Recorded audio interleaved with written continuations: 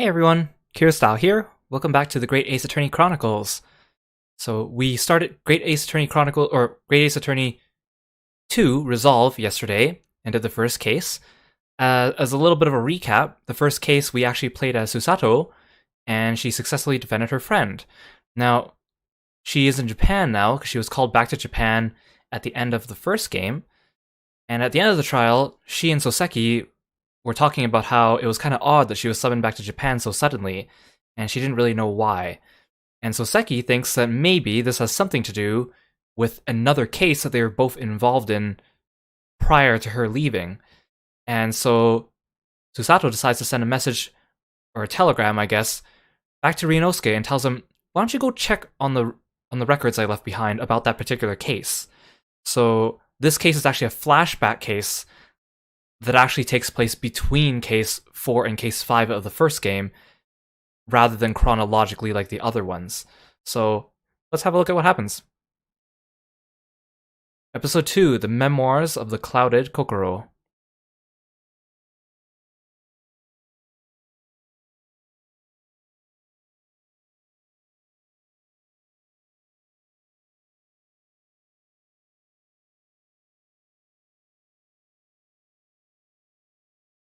Oh no. One of an invisible Sorry, killer. I forgot to switch to my game screen. That was silly of me. Actually, let me just, I don't want you guys to miss anything, so I'm gonna quickly reload the cutscene. I look over at the screen and I'm like, oh, I forgot to put it on.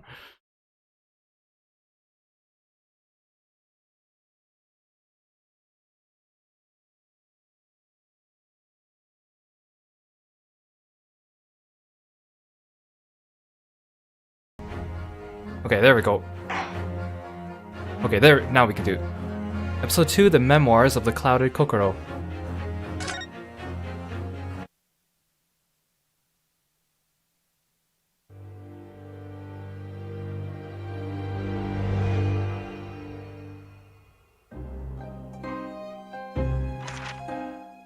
It was a ghastly tale of a winter's night.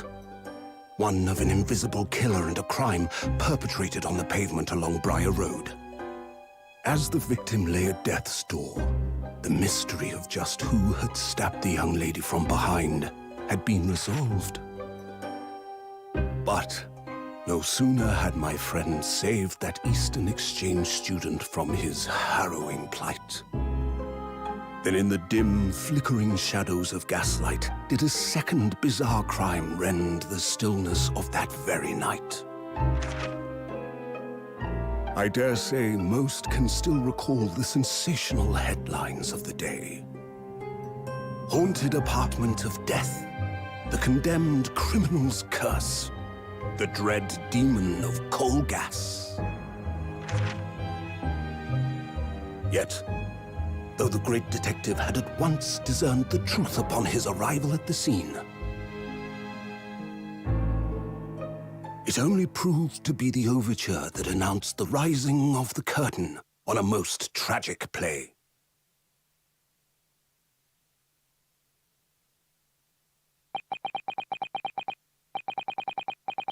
Okay, so a little bit of background. The reason why this case is called Memoirs of the Clouded Kokoro. So all the other cases so far have been called The Adventure of, kind of like the Sherlock Holmes adventures. And the first time we had our case with Soseki, it was called The Adventure of the Clouded Kokoro, because Kokoro is the name of a book written by the Japanese author Soseki Natsume, a real-life Japanese author. So Clouded Kokoro is in Clouded Heart because Ryunosuke was unsure of what to do at the time because of his previous trial with McGilded. So this is a direct sequel to that case. This happens directly after The Adventure of the Clouded Kokoro. Sherlock Holmes, if you're familiar with the novels or the stories, they were published as The Adventures of Sherlock Holmes, and then later the next set was called The Memoirs of Sherlock Holmes. So because this is a sequel, they call it The Memoir of the Clouded Kokoro instead of The Adventure of the Clouded Kokoro. My name is Ryunosuke Naruhodo. I'm a fledgling lawyer, just starting out on my journey. 6 months ago, I arrived as a visiting student of law. Having made the long voyage across the sea from the Empire of Japan to here, London, England, Oh, my head is blocking some of the text. There we go, that's better. And on the way, in quite extraordinary circumstances, I made the acquaintance of a world-famous detective.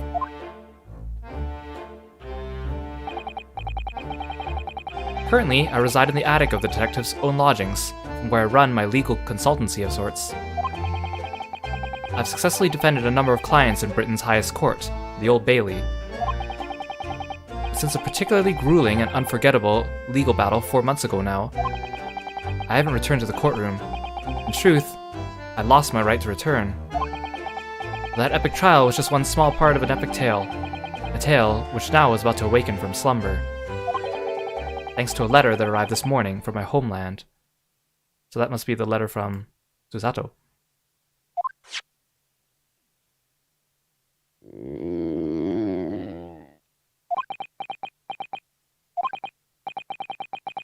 What a delicious smell wafting up the stairs. Must be nearly time for breakfast. I'd better go down to Mr. Sholmes' suite and say good morning to the great detective and his flatmate.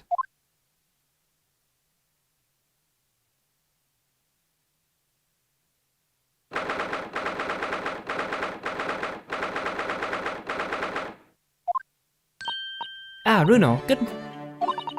I thought she was about to say good morning, so I had to stop my sentence halfway through. I was just about to call up to you. The bacon's ready. Good morning, Iris. It smells delicious as usual. Before we eat, though, I have some news. I had a surprise this... Shh! Not another word, Mr. Naruhodo! This could be just the abstruse thing for my pre-breakfast stagnation-repelling mental stimulation, my dear fellow. Morning to you too, Mr. Sholmes. Ah, yes, I see. So that's it.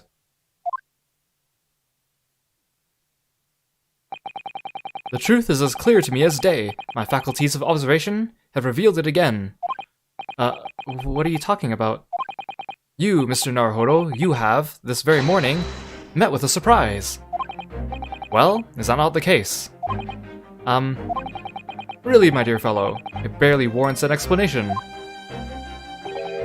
Firstly, your hair is particularly unkempt, somewhat reminiscent of a bird's nest. Secondly, you have neglected to fasten the third button of your jacket. Clearly, when considered together, these two facts point to you having been flustered this morning. Can I talk now?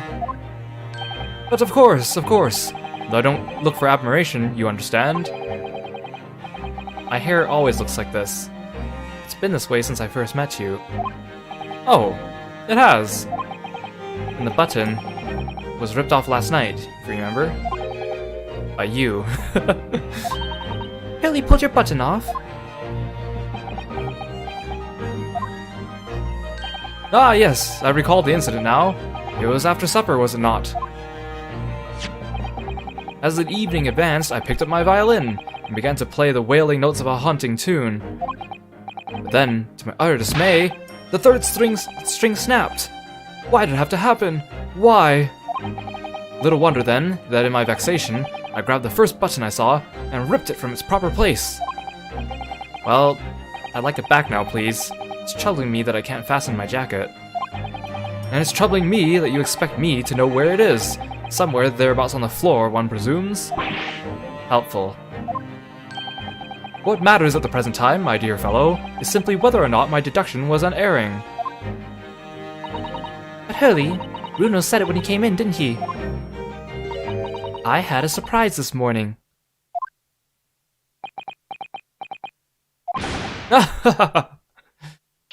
Well, that really is a surprise. Yes, this man is the pride of the British Empire. The famous consulting detective, Mr. Sherlock Sholmes. There can't be a single person in the world who doesn't know his name.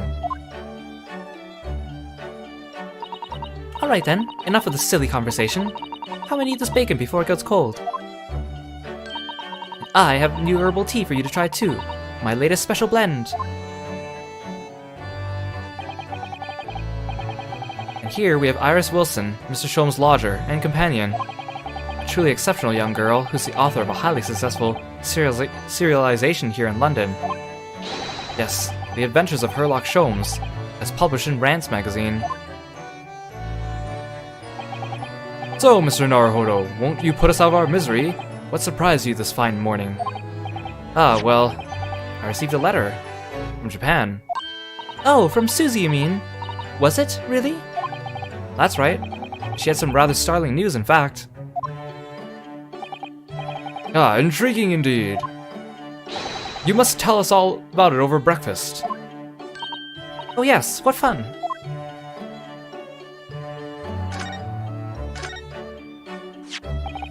This is a letter that arrived from Japan this morning, by international post. Oh, how lovely! Look at Susie's beautiful writing. I wish I could read it. And how is your judicial assistant faring, may I ask? She's very well, thank you. In fact, according to what she's written, she actually appeared as a lawyer at the Japanese Supreme Court and won a case. Ah, really? Oh, isn't she wonderful? A cut above your good self, my dear fellow. I've won cases too, you know. Apparently, Mr. Natsume appeared in the trial as a witness. Natsume. Nope, I don't recall that name. Of course you do. We helped the man. Twice. You know, in those 2 cases that took place on Briar Road 6 months ago. Ah, the mustached twitchy man with the somewhat feline eyes and the mustache. He didn't have 2 mustaches, Hurley. Yes, who could forget those 2 cases? They made a very deep impression on me. Although I must confess, the details are a little hazy now. A very deep impression they made on you, clearly. So, what was this startling news penned by Miss Susato? Do you remember the case of the haunted lodgings, Mr. Sholmes? Ah, yes. It's very interesting, you know. I don't feel entirely uncertain that a case of that nature did not occur. He's totally forgotten it then. Anyway, in her letter, Miss Susato asked that we read over her case notes again and investigate further. Although it took place half a year ago, for what purpose? Because of something that Mr. Natsume said to her, apparently. He suggested that the real reason why she was called back to Japan so suddenly might have something to do with that case of the haunted lodgings. Oh? On Mr. Natsume's return to Japan, Miss Susato's father questioned him about the case, she says. Something about Mr. Natsume said appeared to trouble Professor Mikotoba, prompting him to send a telegram. Oh, that case, yes! It was very strange, wasn't it? Yes. And I compiled the whole story into a nice, neat manuscript ready for publication too. But then Hurley here was all funny about it, remember? He was very mean. That story must not be published, she said. Very mysteriously as well. Really? I said that? Are you sure? Do you perhaps know something about it as well, Mr. Sholmes? About why Miss Susato was suddenly told 4 months ago that she had to return to Japan.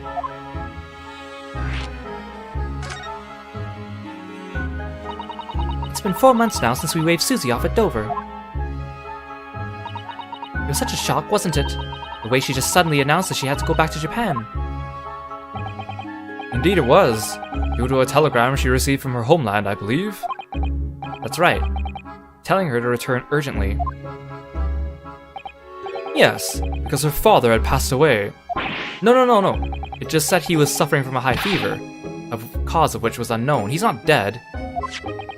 But according to this letter, that news about her father's fever was just a ruse. A ruse? So Susie's daddy lied to her so she'd make the voyage back home. Why would he do that? I have to admit, I have absolutely no idea. She believes it's almost certainly related to the case of the haunted lodgings.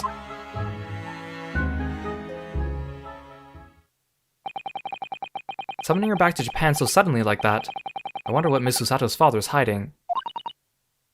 Haley, do you know what it's all about? Well, you got changed quickly.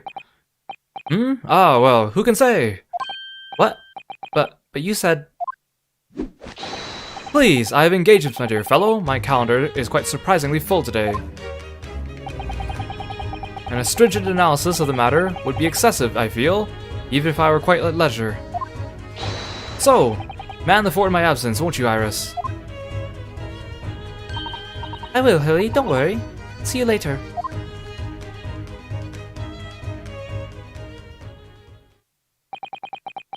He scuttled off rather quickly there. I think perhaps Professor Mikotoba isn't the only person hiding something here. Soseki-san was involved in 2 cases, but only one of them was forbidden from being published. By of all people, Mr. Sholmes. Aha! I found them at last! Iris, are they? The notes about the case? That's right. Susie and I compiled them together. The case of the haunted lodgings. You want to read them, Runo? Absolutely. Thank you, Iris. I have no idea what secrets could still be hiding in the shadows of this case. But perhaps if I read over the notes again, something might come to light. That's the spirit.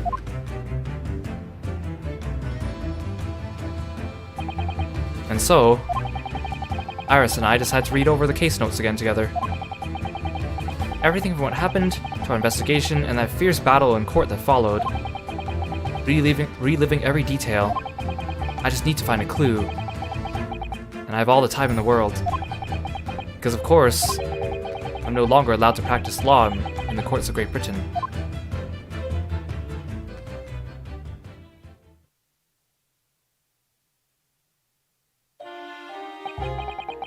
It was 6 months ago, a mysterious incident that unfolded on the wintry streets of London. A young woman was found lying on the snowy pavement of Briar Road with a knife in her back. Fortunately, her life was spared. She was unconscious for several days following the incident. The fog was thick. Nobody saw her attacker, but by a cruel twist of fate, a visiting Japanese student was walking behind her at the time and was duly arrested. That man was Soseki-san, and the man who effected his arrest was Mr. Sholmes. Believing in our compatriot's innocence, Susato-san and I decided to represent Soseki-san in court. And, after a grueling trial of many twists and turns, we finally managed to prove his innocence. Joyful, joyous, jubilant jubilation! Was the man's reaction after the trial, but his jubilant jubilation was short-lived. He received a telegram from Mr. Sholmes the following morning. The victim of the Briar Road stabbing has regained consciousness. Hurry to Bart's at once. So Susato-san and I summoned a hansom and headed immediately to the hospital.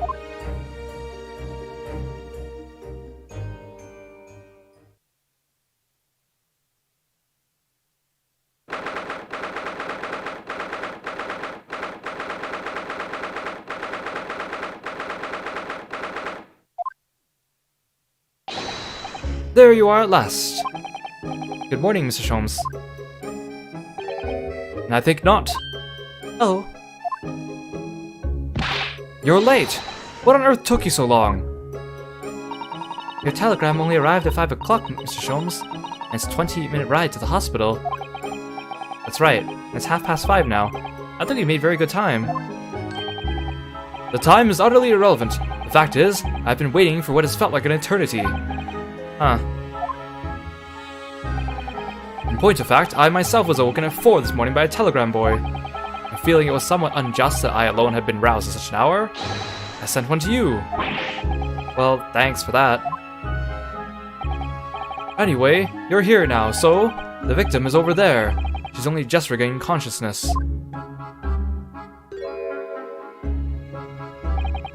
You should introduce yourselves, and I shall observe from here.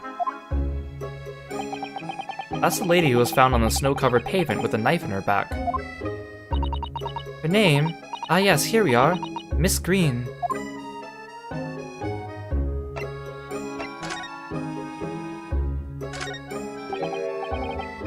Good morning.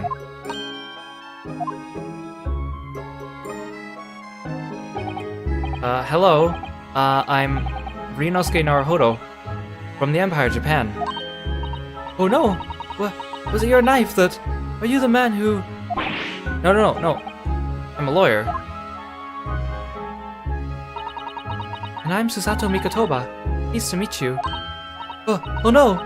Was it your knife then? Are you the one? No. I assure you, I'm Mr. Naruhodo's judicial assistant. We heard that you'd regain consciousness and want to come give our best wishes. Best wishes? For me? Thank you. I'm Olive Green. I'm an artist. Her name in the Japanese version is Viridian Green, so they just gave her a different shade of green, I suppose. Well, no, that's not right, is it? What I mean is, I'm trying to be an artist. Well, what I really mean is, I desperately want to be an artist. But the truth is, I don't have any talent. I know I don't. It's no wonder I was stabbed in the back. I don't think that's related, actually. Gosh, this young woman seems to bend over backwards to put herself down. Seeing as we're here, we should ask her about what happened from her perspective, I suppose. To suddenly be struck in the back by a blade as you were walking along the pavement. What a terrible experience you had, Miss Green. It was so cold that day, and the fog was so thick, I couldn't see a thing. That was 4 days ago now, I think. Is that right? Yes, that's right. I'm afraid you've been comatose all that time. But the case has been solved, hasn't it? While I've been here in the hospital, I mean. Indeed it has, my dear madam. Spectacularly by none other than I, Herlock Sholmes. Mr. Sholmes, as you well know, is Mr. Naruhodo's hard work in court to solve the case. Are you yet to hear what happened, Miss Green? Yes, I'm afraid so. A gentleman from the police force is supposed to be coming to fill me in shortly. Oh, I see. Me coming round seems to have made everyone frantically busy. I'm so sorry. I should never have regained consciousness. It was selfish of me. Oh no! We're also relieved that you're on the mend, Miss Green. Really, we are. With that kind of attitude, maybe her surname should be Blue, not Green. So, you're an artist, are you, Miss Green? Oh no! Oh, I couldn't possibly claim that. I'm a fledgling artist at best. I mean, I'm a student of art, really, at the Thorndike Academy of Fine Arts.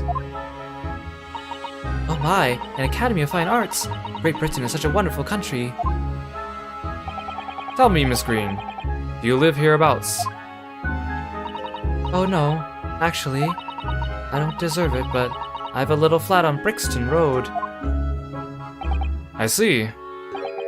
How very interesting. Oh no, is it?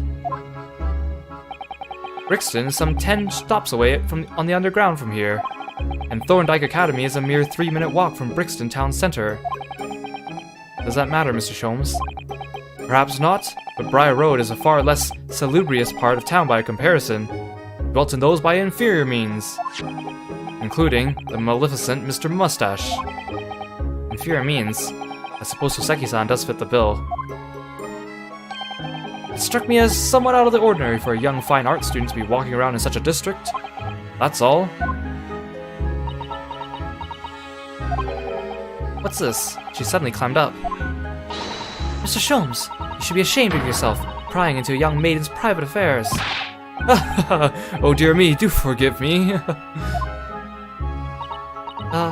If you don't mind, I'm being discharged shortly, so I need to pack up my things. Oh yes, of course, we won't keep you. Thank you so much, Miss Green.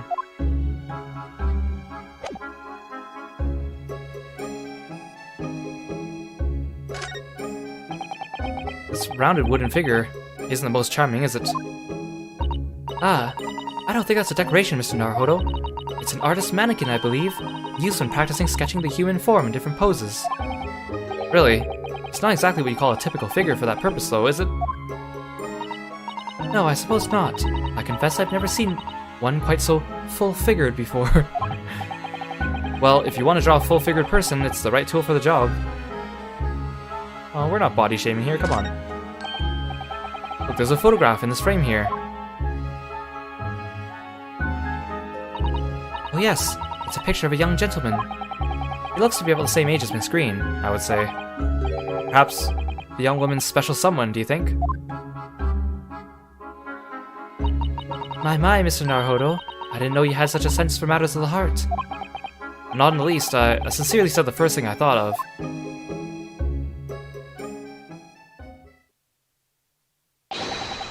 Is there a Mr. Narrow Fodder here? Mr. Narrow Fodder? Narrow Fodder now? Well, if you're looking for Naruhodo, the lawyer, that's me, but... Ah, Mr. Narrow Fodder, good. This is for you. It's a message from Mr. Saucy Nutmeg. Mr. Natsume sent a message to me. Why would a policeman be delivering a message from Mr. Natsume? Exactly. What's going on?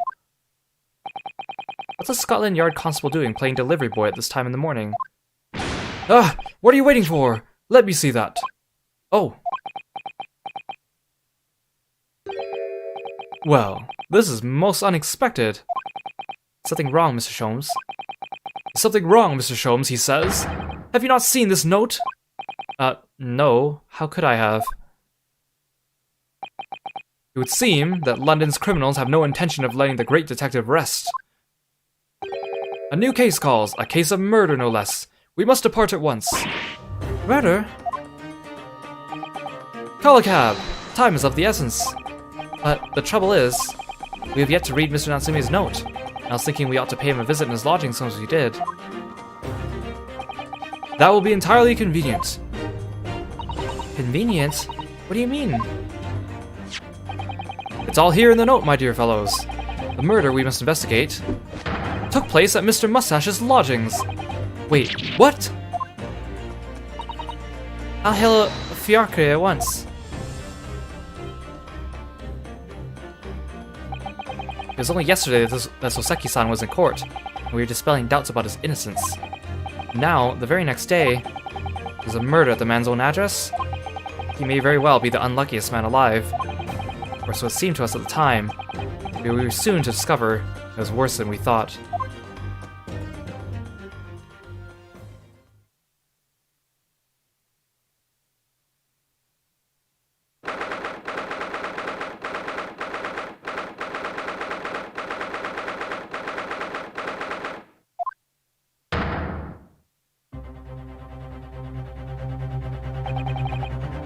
What on earth?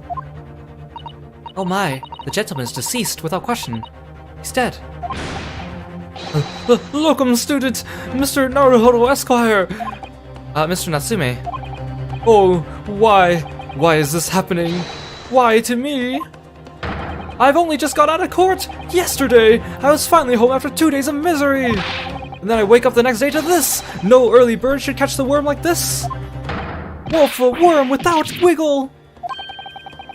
I see you're in high spirits again this morning, Mr. Mustache. Ah! Not the horrible airlock Sholmes! Shoo! Shove off! Show yourself the door! I never invited you! Mr. Sholmes came here with us. I'm quite sure he'll be able to help you, Mr. Natsume. I am entirely at your disposal, Mr. Mustache. What can I do for you?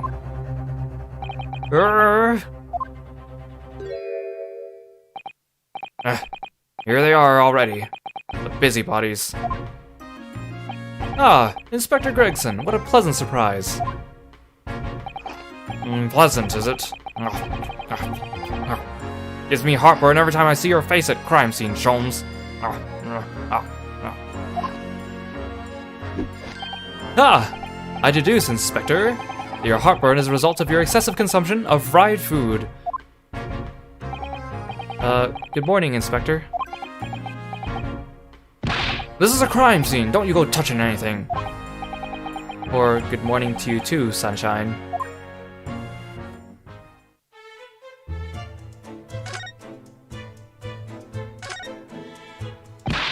Boy, I said hands off! You're gonna mess up my crime scene. Oh, no, I just want to look, that's all. No chance. I know you're kind. You'll mess it up just by looking at it. Someone's in a bad mood. There certainly is some bad air here, isn't there? Alright, sounds like I'd better talk to the inspector first and try to curry some favor.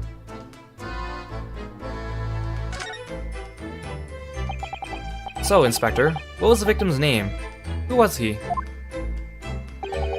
Mr. William Shamspear. He was a lodger here. I love the name William Shamspear. I just have to say, they did an excellent job localizing his name. In the Japanese version, his name was William Potenshi, and potentially means something in Japanese, but I think William Shamspear just works so much better. Especially since we briefly saw him in the previous game, if you remember, and he seemed to like quoting Shakespeare. As you could probably tell, he was an actor. A bit of a dead loss as it happens. Or just dead. Mr. Shamspear. It was the landlord, old Mr. Garadab, and the other lodger, Mr. Natsume, who found him. The fella didn't rise at his usual hour, so Garadab got worried and kicked the door down. But doesn't Mr. Garadab have a bad leg? Ah yes, you're right there. It was that jittery Japanese hunchback over there who actually did the kicking. Really? Saseki-san. The victim was pretty hard up, it seems. Even done some time inside for petty crimes. He had no money, no place to go, and no friends. His only acquaintances were the people in this house. Miserable life, and a miserable end to it. So, what exactly is Mr. Natsume still doing here? He's not involved in the investigation, so shouldn't you have sent him away from the crime scene? Well, I'm not saying it's because the fellow looks odd or anything, or that he acts suspicious, but I thought it would be prudent to take a statement from the cohabitor. You nearly said culprit there, didn't you? Oh dear. Mr. Natsume appears to be under suspicion again. It certainly seems that way. He does just come across as such an odd fellow, doesn't he? Poor man, how unfortunate. Anyway, I can't say much until the coroner gets here. I don't think the fella's been a goner that long. The body's still warm. Even if the Spectre would allow it, I don't think I could bring myself to touch a dead body.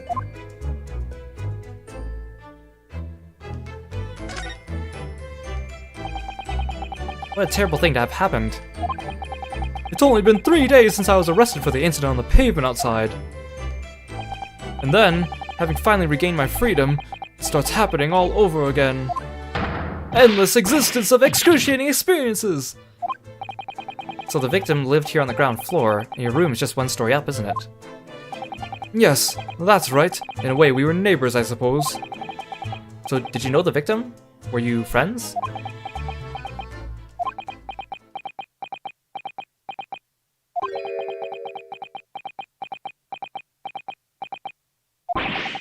What's the matter with Soseki-san now? It was an innocent enough question, wasn't it? Why does he seem so shaken by it?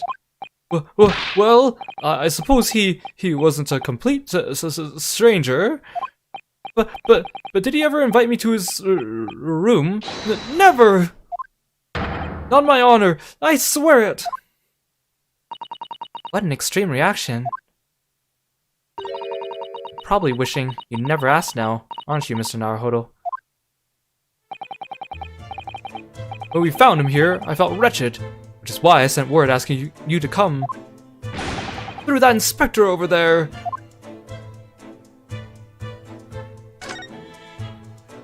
Hi, Mr. Sholmes. It's been a while since we've seen you posing at a scene. Mr. Sholmes, what are you doing? Ha! You'd only observe to know it, my dear fellow. Investigating, naturally. There's nothing natural about that pose. Mr. Sholmes, I've made some miraculous discovery. Patience, my dear madam, patience. We've not been here in this room 5 minutes. So far, all I've managed to deduce is what actually happened. My goodness! But Isn't that everything we need to know, Mr. Sholmes? Now that you propose the idea, I believe one could, indeed, see it that way. At the present time, I've managed to draw two incontrovertible conclusions. The first is that there was a physical struggle here last night in which the victim fought for his life.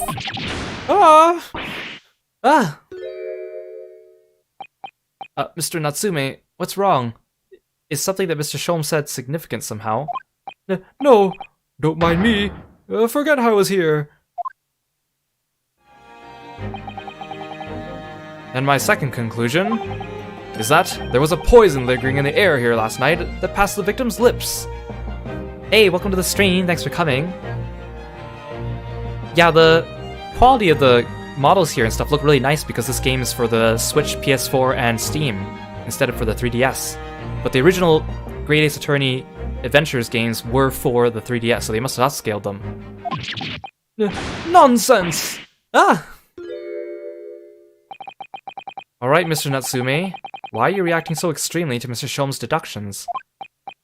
No, please, pretend I'm not here. Invisible, ineffable, inscrutable, insignificant. Impossible to ignore. You must tell us everything, Mr. Sholmes. Spare no detail. But of course, let the theatrical tragedy before us be unraveled by my great deductions, presented to you for your pleasure in 2 acts. We've heard some truly astounding great deductions from Mr. Sholmes in the past. No doubt this will be no exception. What miracles will unfold before our eyes this time? So, my dear fellows, for your delight and wonder, let the curtain rise. For Herlock Sholmes, Logic and Reasoning Spectacular, Act 1.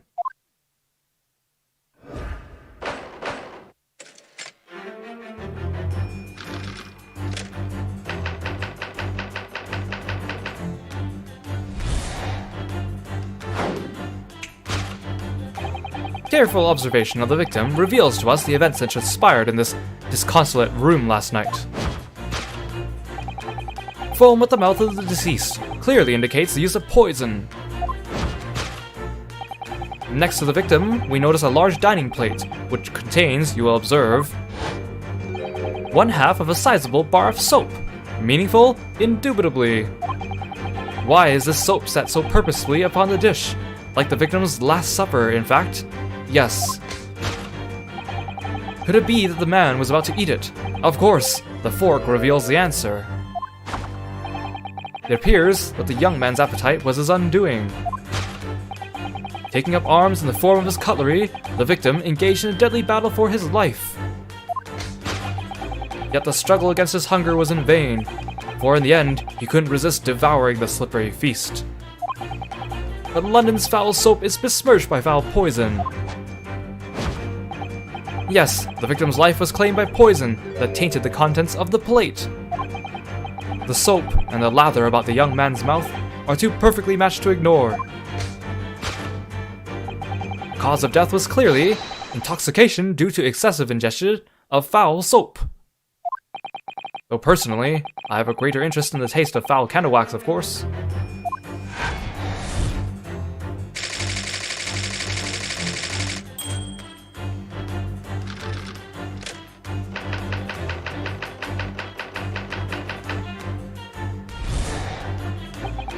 The cause of death identified, we proceed to Act 2, where we ponder the next question.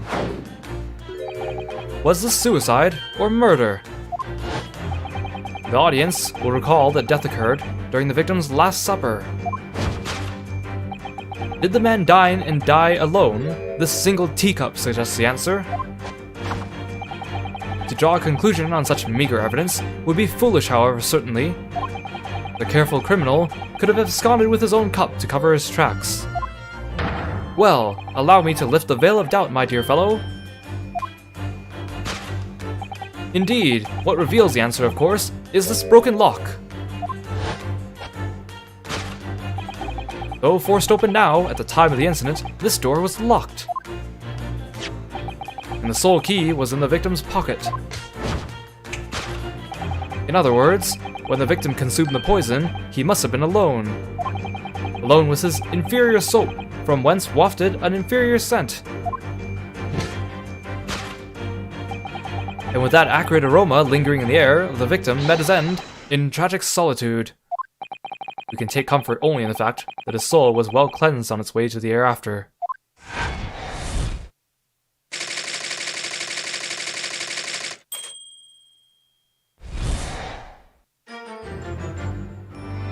Thus concludes the final act of Herlock Sholm's Great Deduction.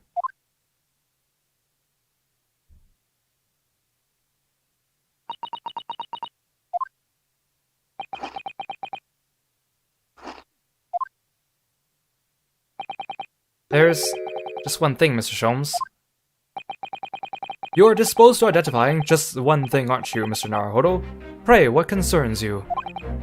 Well, no matter how hungry he was, do you really think that man would have eaten soap? It is quite apparent that this man had barely a penny to his name. It is a curious thing, but to one so destitute, soap could suddenly appear quite irresistibly appetizing. How extraordinary. In truth, I have tried a little soap myself in the past. You've eaten it, you mean? My dear fellow, it was some time ago now. My postulation was that it could cleanse my gut. And did it? As I writhed in agony on the floor and spilt the contents of my stomach, yes, I believe it did. The experience taught me a valuable lesson. Soap is quite poisonous. It has an unpleasant taste and leads to great discomfort. In summary, I cannot recommend it. Hey, welcome to the stream. Thanks for coming. Believe me, I wouldn't eat it even if you did. There's something that troubles me as well, actually. Oh? What's that? It's Mr. Natsume. Oh! I couldn't help notice him shuddering and quivering out of the corner of my eye. Almost as if Mr. Sholmes' deductions touched a nerve somehow. Nonsense! Well, that clenched teeth episode didn't last. I think, judging by Mr. Natsume's reaction, the Great Detective's deductions may need some gentle corrections in order to reach the actual truth. Yes, Mr. Sholmes' observations and deductions are sometimes a little too sharp. He has a tendency to hit the nail on the side of the head and drive it in at an obtuse angle. When he does that, it falls to us to straighten things out.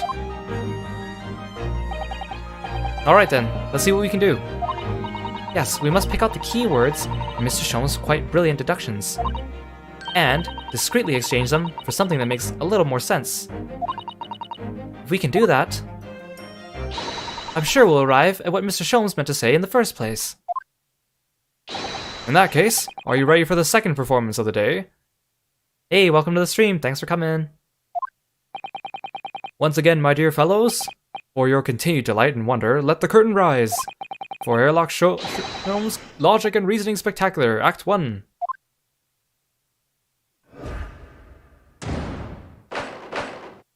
Hold it, Mr. Sholmes.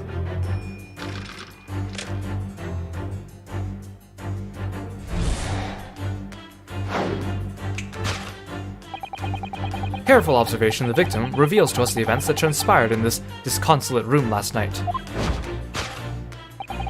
Foam at the mouth of the deceased clearly indicates the use of poison.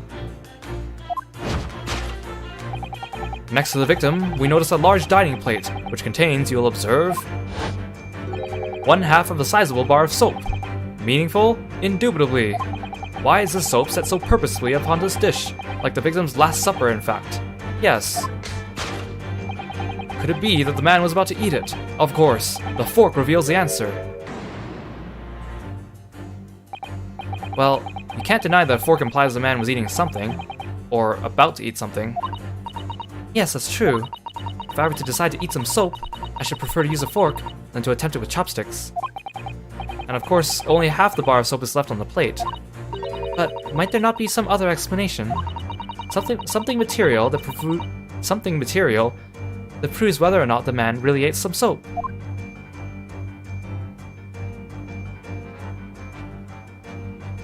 Oh, they can't let me rotate it.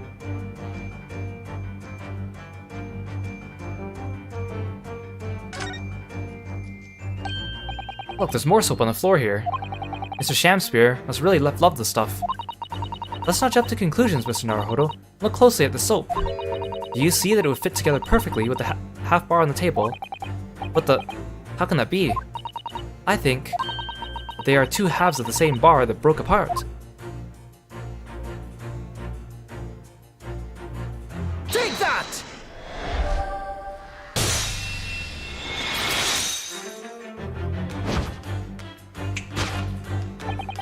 Could it be that the man was about to eat it? Of course, the other piece of soap reveals the answer. It being the other half of the soap on the table, in short, the victim was not eating soap at all. But it's obvious, really, for no depths of hunger could drive any man to attempt to eat soap. Even I, with my unquenchable thirst for practical knowledge, only took a single bite. That begs the question of how the man was poisoned, because there's no sign of any food on the table. An excellent observation, Mr. Naruhodo, one that furnishes us with the answer we seek. For London's foul soap is besmirched by foul poison. Yes, the victim's life was claimed by the poison that tainted the contents of the plate. Mr. Sholmes is still pushing the soap argument then. Perhaps he's suggesting the man licked the soap rather than ate it. If soap in London is that poisonous, I don't think I want to be washing my hands with it. There are no signs of any food in this room at all. Of course, food isn't the only thing that passes people's lips, is it?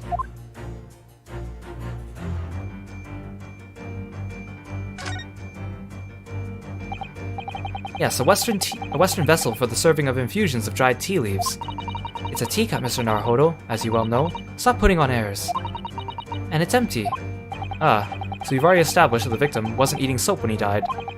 However, there's significant evidence to suggest he was drinking tea. My thoughts exactly. Take that!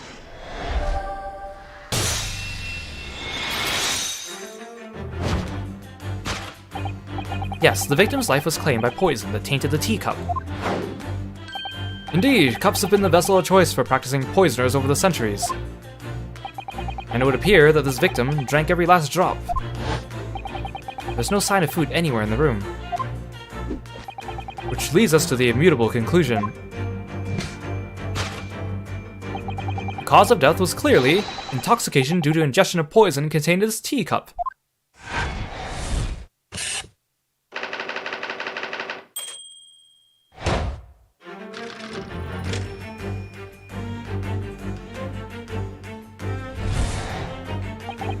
The cause of death identified, we proceed to Act 2, where we ponder the next question. Was this suicide or murder? The audience will recall that death occurred during the victim's last supper. Did the man dine and die alone? This single teacup suggests the answer. Now, the Western vessel for infused hot drinks again. It's already featured heavily in our deductions so far. Yes, we can imagine that shortly before his death, Mr. Shamspeare was having a drink of tea. There would be nothing remarkable about that. What troubles me is Mr. Natsume's reaction when he heard Mr. Sholmes suggest it. There's more to this deduction than it seems. We must closely examine the scene of the crime again for more clues.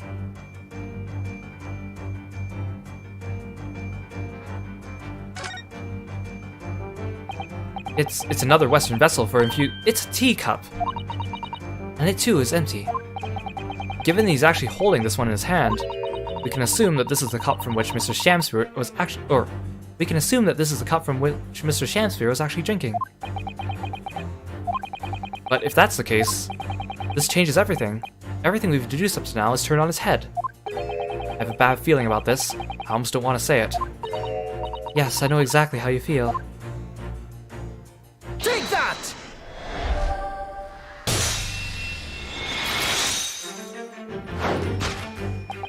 Did the man dine and die alone? This other teacup suggests the answer.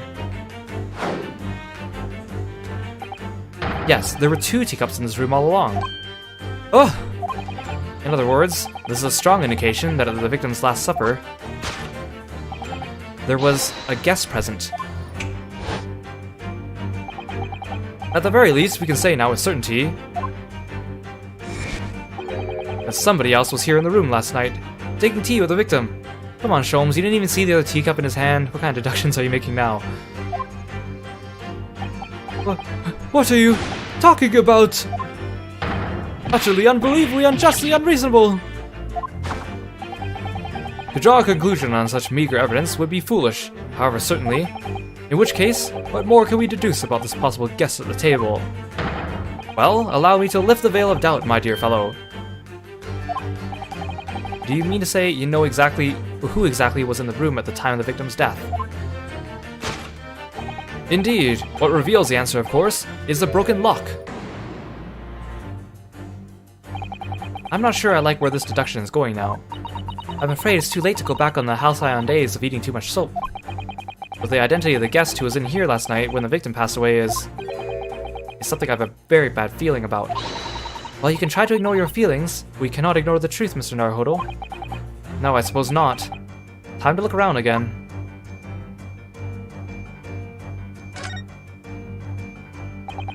At first glance, it seems that the only things in this room are the makeshift stage and the costumes. I overlooked these 3 books initially. I wonder what they are. Let's see, the titles read Picture of Monsieur Lecoq, Canterbury Yearnings, and A Meal for Gabriel. Wait, I'm sure I've heard those titles before. It could just be an incredible coincidence, but they're the exact same 3 books that Mr. Natsume purchased the other day. What? Yes, on the day of the unfortunate incident, when Miss Green was stabbed. Toseki-san had just been to a bookshop and bought them, that's right. Now those 3 titles are here in the room of the victim. Yet Mr. Natsume claims to have never been here before. What does this mean, do you think? I really don't know what to make of it. Take that!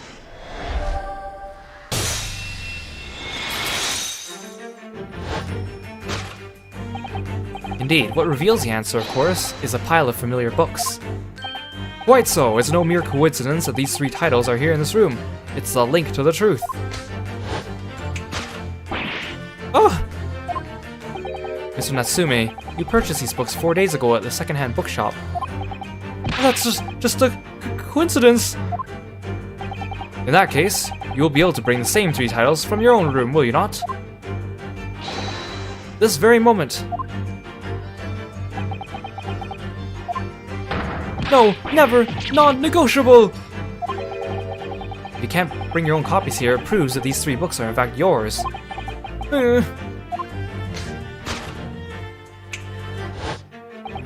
Having purchased the books 4 days ago and returned to your lodgings, you were arrested the very next day. So you could conceivably have brought the books here on that evening, but you never mentioned that. In other words, you could only have brought these 3 books here to the victim's room.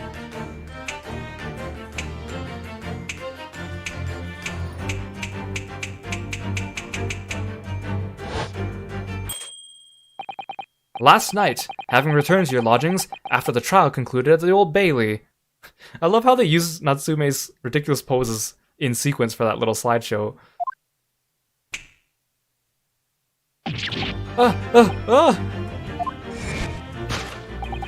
In short, there is only one possible conclusion. The victim died here in his room last night as a result of poisoning. And that same night, the victim had a visitor. That visitor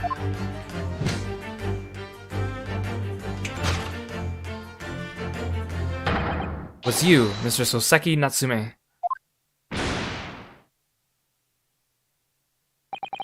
Thus concludes the final act of Herlock Sholmes' Great Deduction. I love the animations they use for these deduction sequences, they're so good.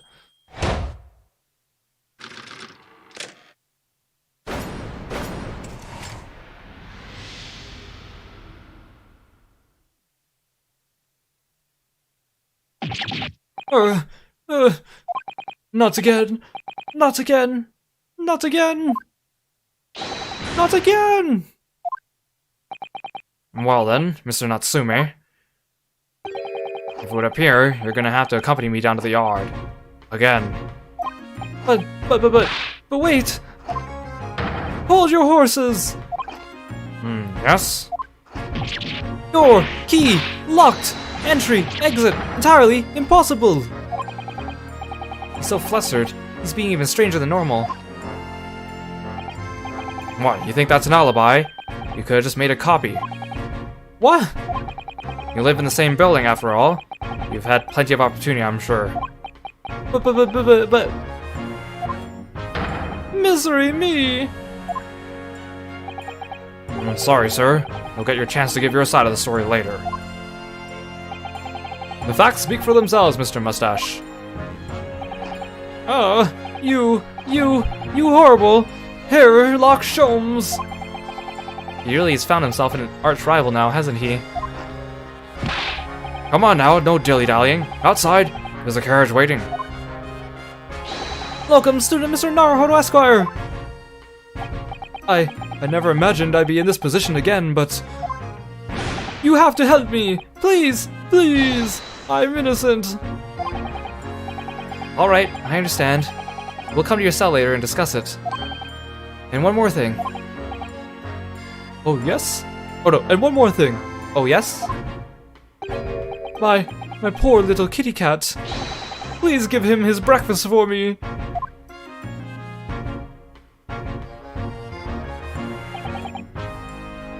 And so, his evil curse still apparently unbroken, so Seki-san found himself once again the prime suspect in a case of murder.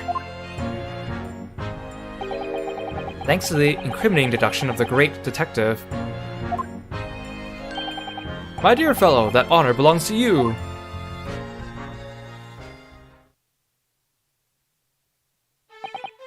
Well, at least that means Inspector Gregson is no longer here. We can examine the crime scene in more detail now. Yes, that's right. And of course... What? Have you forgotten what the inspector mentioned before? It was the landlord, Mr. Garadeb, who discovered Mr. Shamspear. Ah, Mr. John Garadeb, yes. I expect we can find him sitting in his sitting room on the top floor as usual. Right. We must remember to go talk to him later then. I like how Gregson just left the scene of the crime and totally left us with all the stuff that we could potentially be messing with. And here we have another disproportionately large machine. This looks like a meter of some kind. Ah, this is a gas meter, I think. It seems that in this district, residents pay for gas as they use it with coins. Oh, I see. Yes, now that you point it out, I can see that there's a slot just here that looks like it would take a coin. So you mean if you put a coin in here... That's right. That would buy you about 2 hours of gas for lights and heating. So if you were a poor person with no money, you have to sleep in the freezing cold. Yes, or if you were a scatterbrain with no change because you forgot to exchange your money at the bank. Thank goodness there's no meter in our office.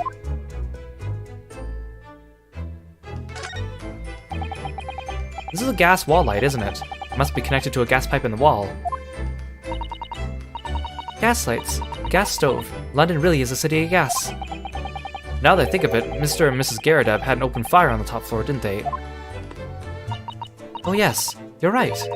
I don't recall seeing a gas stove up there. Well, I much prefer a real fire anyway. So much cozier.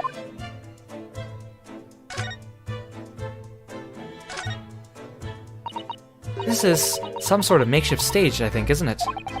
Where does the audience sit, though, for the nightly Shakespeare performances? Actors aspiring to the great stage must practice their art, Mr. Naruhodo, with or without an audience. In fact, on a related note, perhaps you should set up a mock bench for the defense in your office. What? Then you could practice your art every single day.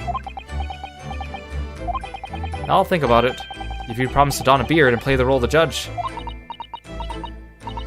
Well, if that would help you achieve your goal. This I have to see.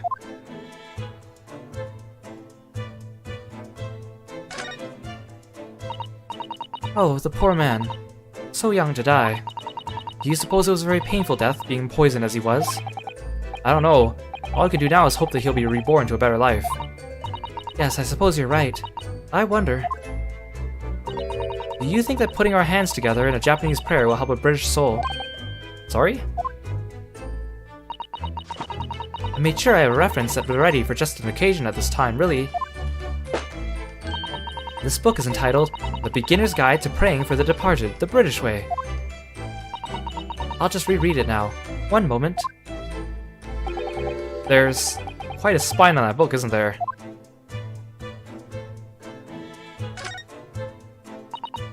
Ah, one of the teacups that Mr. Shamspear and his guest drank from last night.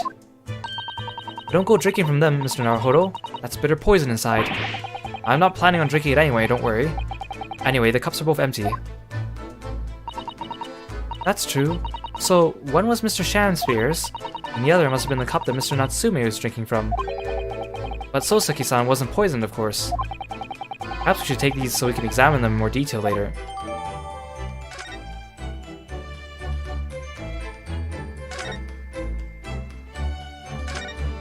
Look at these extravagant, bright costumes. Somehow, they look out of place in this room, with its grim, shady going-ons. This one looks like a king's attire. A king? I've always dreamt of being a king. Oh, I think you'll be more suited to a feudal lord, a daimyo or such like. With a chonmage top knot. Every Japanese man wishes he had a chonmage. Oh, you look wonderful with one. You already have the sword. Could you imagine what would happen if I walked around the streets of London with a chonmage and a sword?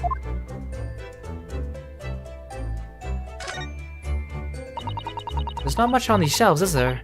Just this wine glass and a bottle. And both of them are cracked. Yes, not much use, are they? What's the matter? Oh, I was just reminded of the Reaper, that's all. Prosecutor Lord Van Zeeks. Yes, he's so reckless with his wine glasses.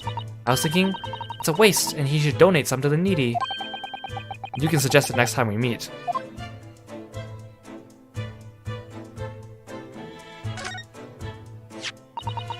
What's this? It looks like part of an envelope, I think. Yes, I think you may be right. Perhaps it was torn off when the letter was opened. Is that significant? Well, it's a little out of place, perhaps. When you look around the room, there's no sign of a letter, or the rest of the envelope, in fact, is there? Ah, she's right. Yet, here we have the torn off end of an envelope. Just strikes me as unusual. I agree. We better take this just in case. I like how we're just taking everything from this crime scene. As we've seen from the outside, the window is completely bricked up. A vestige of the former window tax that Britons had to pay. What a strange things they used to tax in Great Britain. I mean, making people pay for the number of windows they had in the property. It's extraordinary. It's heartbreaking to think of the poor having to block up their windows just to avoid an unaffordable tax. Oh! What is it, Miss Susato? If you look closely, a number of the bricks are loose.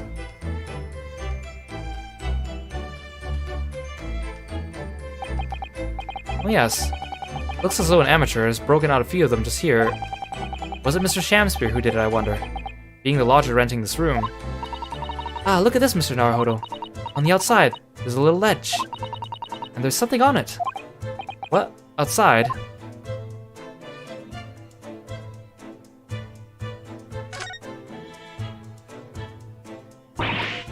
Ugh, it's so cold outside. You can feel it through the gap. It did snow last night. It would be cold. But more importantly, what is it on the ledge out there? What are those snow-covered lumps? It's more bars of soap.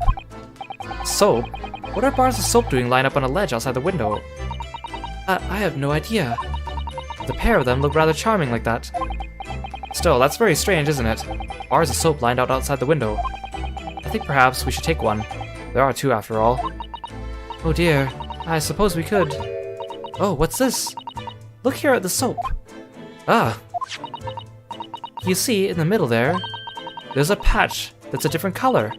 It's sort of transparent, but some sort of fancy design, I suppose. Only in Great Britain. It looks like the Hinomaru flag of Japan, doesn't it? How wonderful. Probably a very expensive brand. Expensive? What's it doing in this ramshackle old room?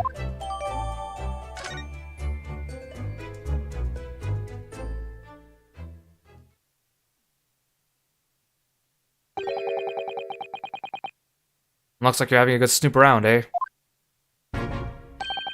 Inspector Gregson! But back so soon? And after I threw that little Japanese fella in the clink, I went and reported this to the investigation division. In 5 minutes' time, this place will be cordoned off by the yard. Oh, I see. Well, we better be leaving then. Good thing we just finished disturbing all the evidence. Poor Mr. Natsume must be feeling very low, being back in the cell again so soon. I'm sure. We should probably go and...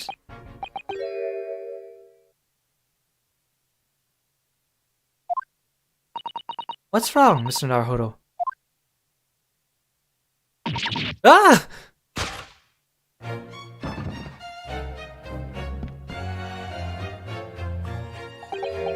Out! Out! A brief candle! Life's but a walking shadow, a poor player.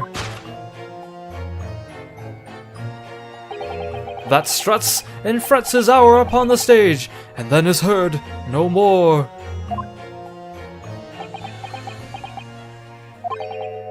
Now, how soundeth the next part? It is a tale told by an idiot, full of sound and fury, signifying nothing. Indeed! Oh, happy day!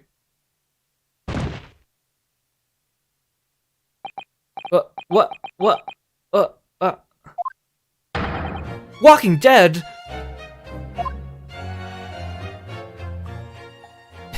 Hey, welcome to the stream! The fella isn't dead at all!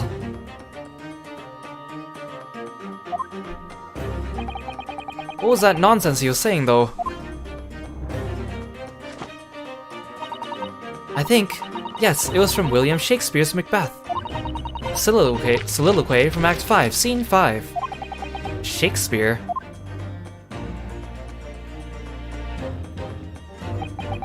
So it was that the victim, Mr. William Shakespeare, came back to life. If the man had indeed been poisoned, it transpired that it hadn't killed him. He was taken by emergency carriage to a nearby hospital for treatment, and Inspector Gregson evicted us from the scene of the crime. Whatever that now was.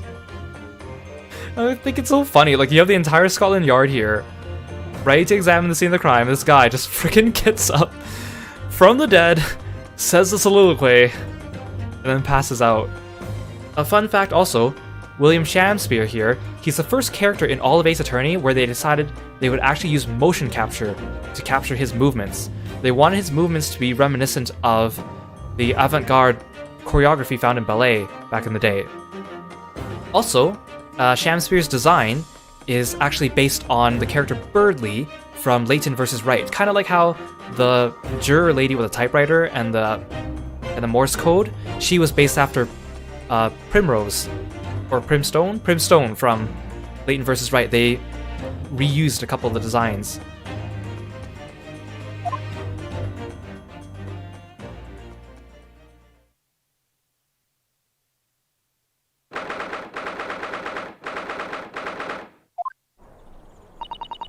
Whatever you think will happen now? Good question. What a strange situation for Mr. Natsume.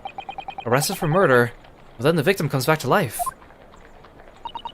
I think perhaps the victim was never dead in the first place. It seems very likely that Mr. Shakespeare did consume poison as we deduced, but it was an accident, attempted suicide, or attempted murder. Until the truth can be established, I imagine the police will keep Mr. Natsume in custody. I suppose so.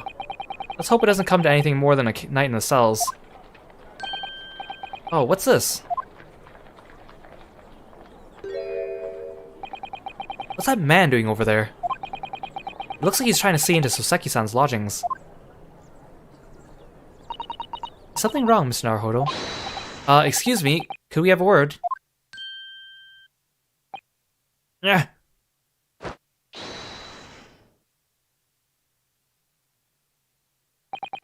He just ran off. I feel sure that I've seen that man somewhere before. Where was it? I do too, but I don't remember.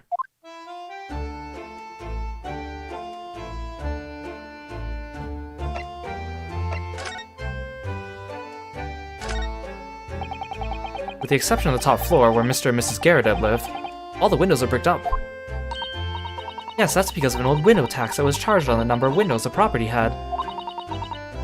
In order to pay less tax, the poorer members of society filled in many of their windows. The tax has since been abolished, hasn't it? So the windows could be opened up again, surely.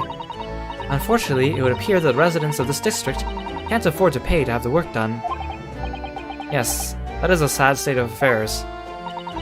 Especially for people like poor Mr. Natsume, who have to live all cooped up in a windowless room.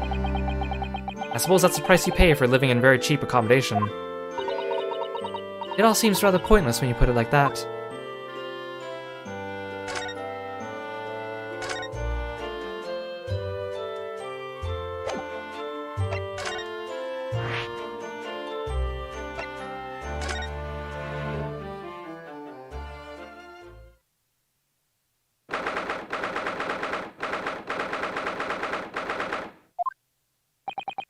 Here we are again, the eccentric landlord's eccentric top-floor abode.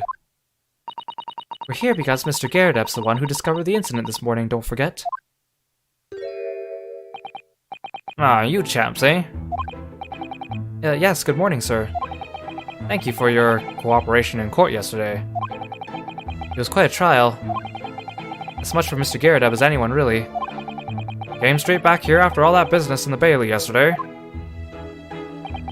Didn't expect to wake up to more bally nonsense this morning. I wonder if you wouldn't mind telling us exactly what happened, Mr. Gyakut. Yes, I suppose you'd like to know all about that dead loss of an actor chap in the ground floor below. Those were exactly Inspector Gregson's words, weren't they?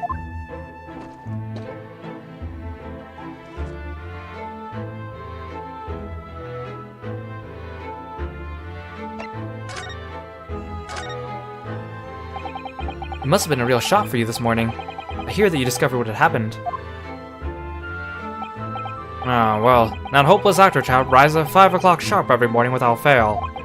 When at 5:30 this morning, he still hadn't lit the gas. So I went down and knocked on his door, but no bally answer. And that's when you broke into his room by kicking down the door. Well, I called on that rum-looking Japanese chap to do the grunt work, of course. Wasn't it a little premature to kick the door down? The man could have just overslept by half an hour. That's very true, Mr. Naruhodo. If 30 minutes oversleeping warranted such behavior, I'd have to kick down your door every morning. Well, you know, better to be safe than sorry and all that. Is it just me, or is he avoiding our gaze now all of a sudden?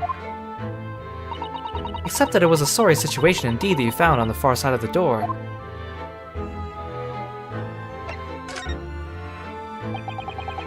The victim's name is Mr. Shamspeare, I believe. Is that right? Yes, William Shamspeare.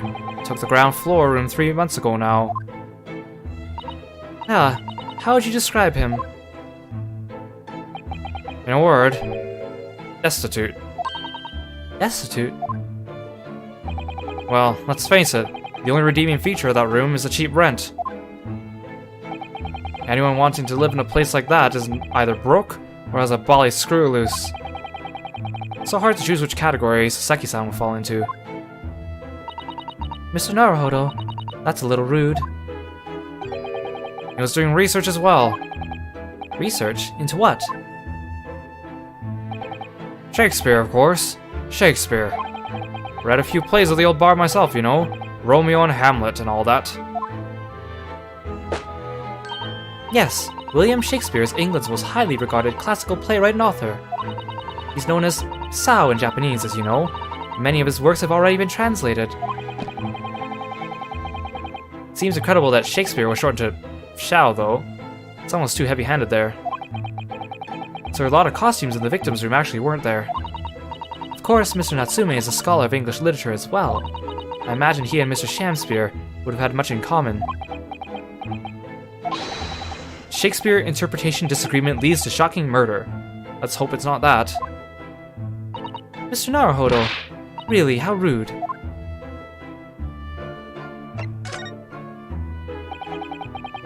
After Mr. Natsume's trial yesterday, you came straight back here, I believe, didn't you? Did you notice anything strange between then and this morning? Well now, must have been about 6 in the evening by the time I got home. Snow was coming down rather heavily as I remember, and it was completely dark already. That failed actor chap was out at the time. Mr. Gyakuten noticed there was no light from his room or something, I suppose. Couldn't summon the energy for anything much, so I just sat in front of the fire up here. It was after 8 before Shamspeare got back. And the chap was up until past 1 in the morning, I'll have you know. Suppose he met his end sometime after that. I was asleep by then, so I'm afraid I'm rather in the dark here. Well, thank you. That was very illuminating. Is everything alright, Miss Usato? Well, I was just thinking it's a little strange, that's all. Mr. Garradab, you were up here in your room all evening, if I understood correctly. Not a big fan of stairs. Not with this blasted leg. Then, how is it that you seem to know? The precise movements of your tenant on the ground floor, I mean. Ah! That's a very good point. I can't imagine you could hear noises from the ground floor, all the way up here. Does this little old man like to spy on his tenants? Is that it? I say, I know what you're thinking, and it's bally outrage. I'm ex-military, don't you know? I don't go around spying on my tenants now, why would I? Then how did you know, Mr. Garradab? It's the gas, woman. The gas tells me everything. The gas?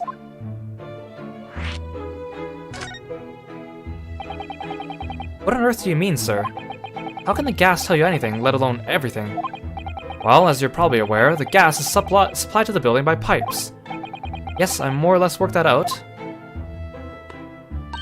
Every room in the building is connected by a single pipe to the gas main outside. And the gas company supplies gas to properties via the main. Yes, I understand that too. Let me see if I can explain. Let's say I were to light the gas lamps up here. What do you suppose would happen? Well, obviously the room would get brighter. Exactly. But at the same time, the lights in all the other rooms of the house would dim for a moment. What? They dim? Why? Perhaps it's because when you light a gas lamp, it briefly uses more gas than usual. And that reduces the amount of gas in the pipe for other lamps that are connected to it. That might explain why the other lamps dim momentarily, mightn't it? Oh, yes, of course, because everything's connected to a single supply pipe. Is that supposed to happen, though? It sounds rather undesirable. Jolly good point. Fact is, the gas company's pipes in these parts are pretty hopeless, long worn out, and barely got any gas in them to start with. Opposite's also true, of course. Extinguish the lamps up here, and they glow brighter in the rest of the house. Ah, right, I see.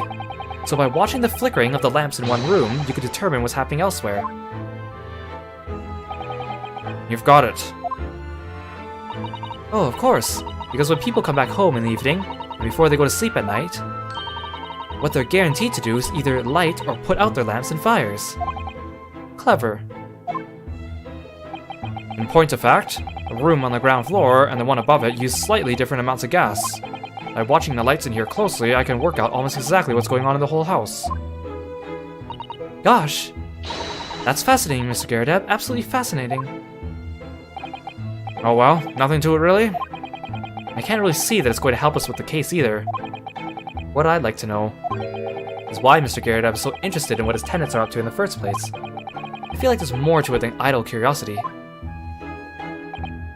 Well, we've done as much investigating here as we can, I think. Perhaps we ought to go to the prison and speak with Mr. Natsume again. A good idea.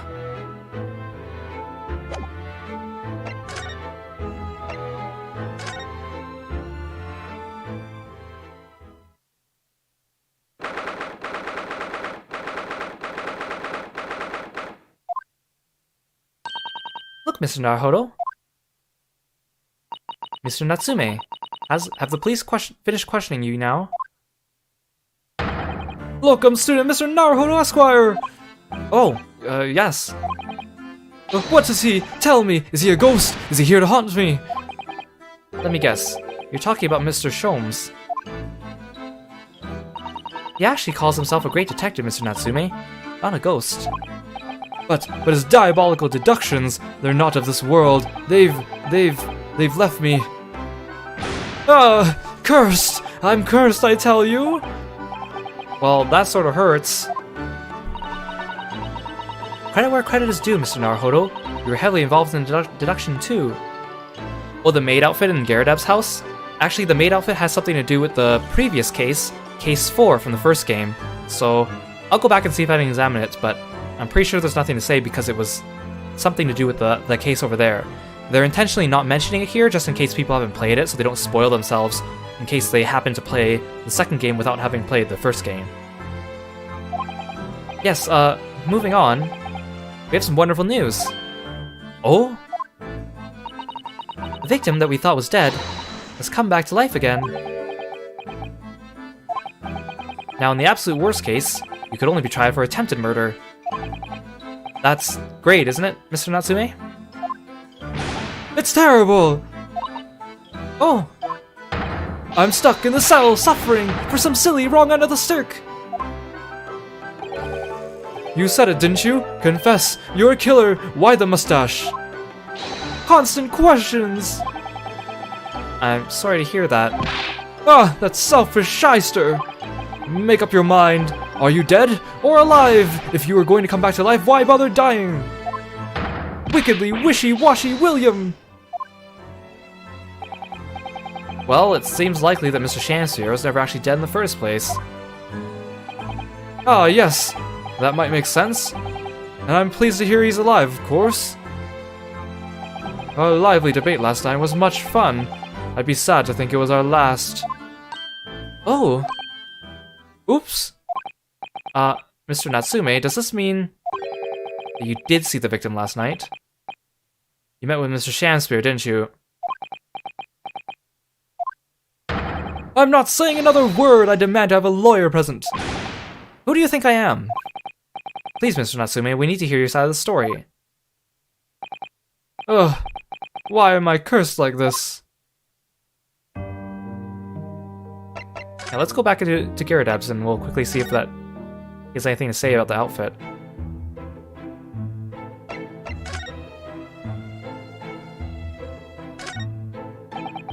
There's a single apron drying on that enormous cannon-shaped clothes horse. Look. No, Mr. Naruhodo, that's a real cannon. I knew that. I was just testing you. Piece of history, that is. Seen plenty of action on the battlefield, I can tell you. Now the old girl and I are just enjoying the peace and quiet of retirement together. And of course, she'd come in handy if the enemy decides to launch an attack again. Is there a war going on that I don't know about? Guess that's all they have to say about that.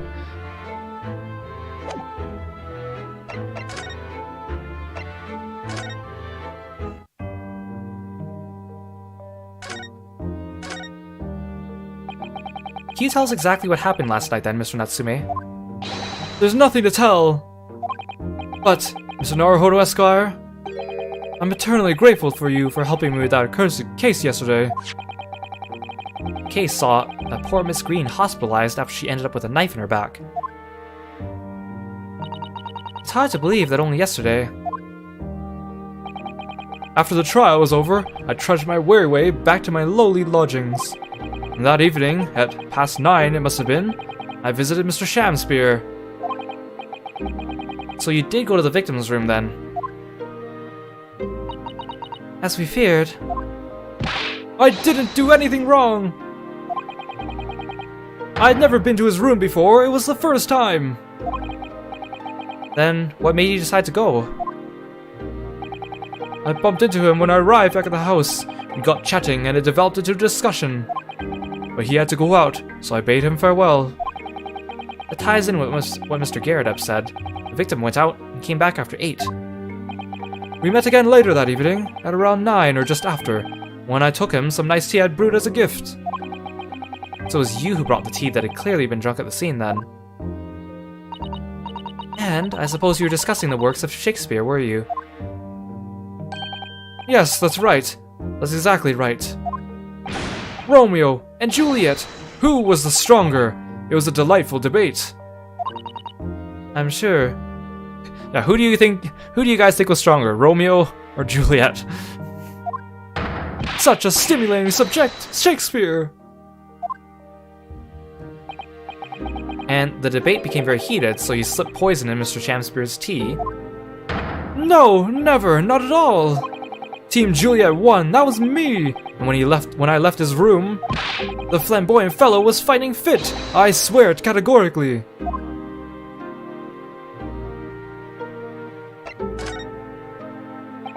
Mr. Natsume, you often say the same thing about yourself, I've noticed. You have a cursed existence. I'm sure I've mentioned this to you before, but I've been here in Great Britain for a year now, and in that time I've learned it's no place for me. It can be very trying to live in a foreign land and adapt to the ways of another culture. There are foreigners everywhere I look, and they all stare at me, they all laugh. And that's the impression I get whenever I go out. It makes me scared to leave my room. So again, I mentioned this in case 4 of the first game, but basically Soseki Natsume is an actual Japanese writer, and he moved to Britain for a while. He lived in London, studied English for a bit, and he actually did not enjoy his time there. So he actually sequestered himself mostly in his own room for a lot of his trip. Then eventually he went back to Japan, and then he became a famous author. The development team asked the family of Soseki Natsume for permission to use him, and they gave him their permission and said that they could do whatever they wanted with him. They could take whatever liberties they liked, which is the total opposite of what happened with the whole Sherlock Holmes situation. Which is why I've become a recluse. But even in my room, I find no respite from my fears. I've moved more times than I can remember, and then, 1 week ago, I moved to Briar Road. But why, I mean? Why did you choose that place? It doesn't seem very comfortable. Because the rent was cheap. I have so little money, it spoke to me. The rent? Obviously, there's a reason why it's cheap. Because the room is cursed. Cursed? Cursed how? The previous occupant, the man who lived there before I took the room, died there. Oh no. He was only a young man. One morning, he was found dead, and no one could explain why. Surely no one would want to live in a room with a history like that. I didn't. When the letting agent recommended the place, I wavered. But I want books, and books cost money. A horrible history is a small price to pay. When I realized it would mean I could buy more books, I signed the lease like lightning. Brave. Or blinkered. But after I moved in, I soon came to realize what I'd done. I realized how horrible that room's history really was. Gosh, was it really so awful?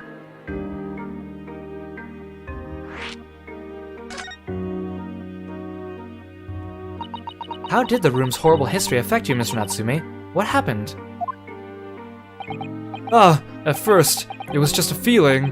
The feeling of beady eyes boring into my back, watching me. Do you think that might have just been your mind playing tricks on you? No. My mind doesn't know any tricks. It was someone else. It's been one long nightmare since I was giving keys to the place. A nightmare? You must have been having bad dreams, you mean? All the souls who've died in that room lean over me in my sleep and try to strangle me. That really is horrible. And, now I come to think of it, it happened again last night too.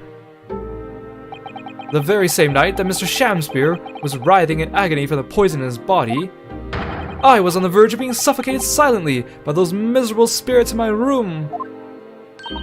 You simply must move out of the room as soon as possible. Yes, you're right, I know it, and that's why I'm already searching for the next room with a history to call home. I think perhaps you should try to avoid accommodation with any kind of history at all. Otherwise, I'm scared that you yourself may become history. Ugh! Susato-san knows how to make the man listen.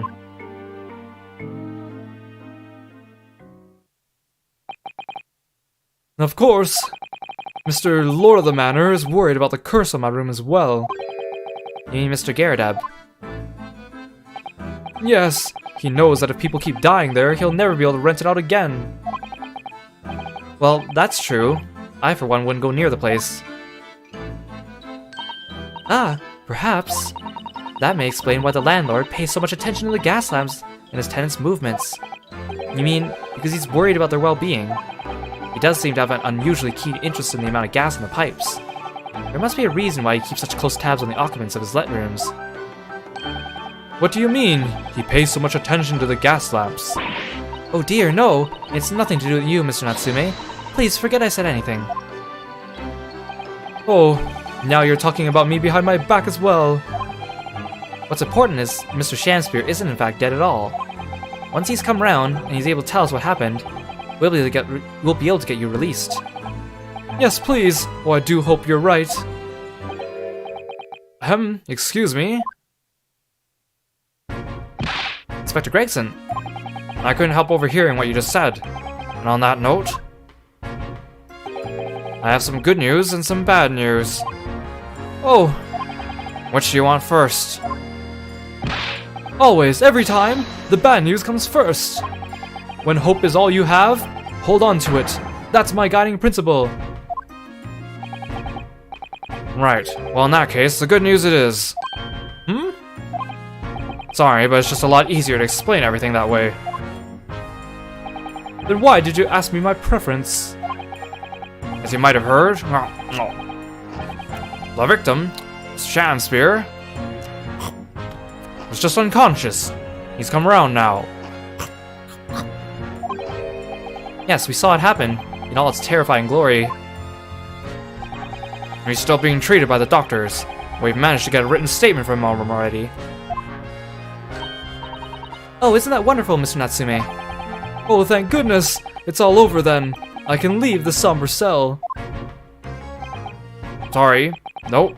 That's not on the cards. What? Why ever not, Inspector? Mr. Shamspear has implicated someone as being responsible for what happened last night. Implicated someone? Oh dear. You don't mean... I'm sorry to say I do, yes. He's pointed the finger at you, Mr. Natsume. By sweet poison did he seeketh to end my life. That wicked caitiff Soseki Natsume. No. So I'm afraid you'll be appearing in court as planned. You'll be wanting to make the necessary preparations. No!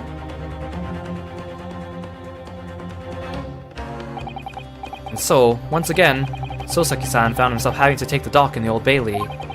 Whether his room was haunted, or whether he was just terribly unlucky, I knew I had no choice. The following day, I would represent him in court, and do my utmost to break the curse that blighted him.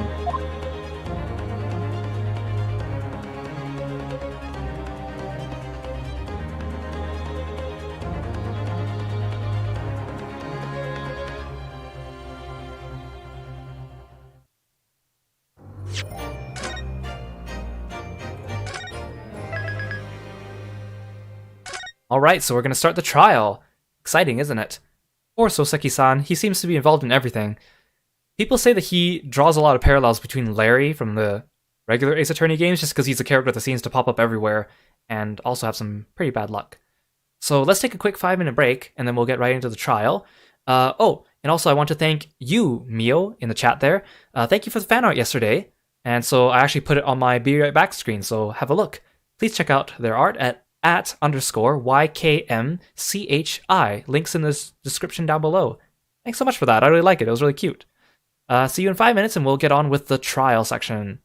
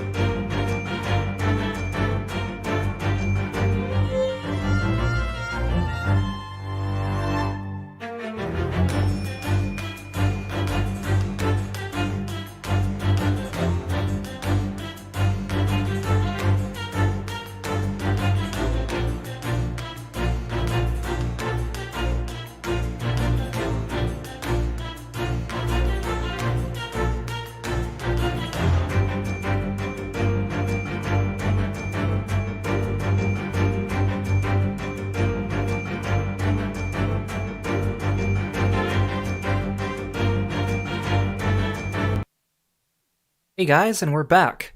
So we finished the investigation part. Now it's on to the trial. Let's have a look and see what happens.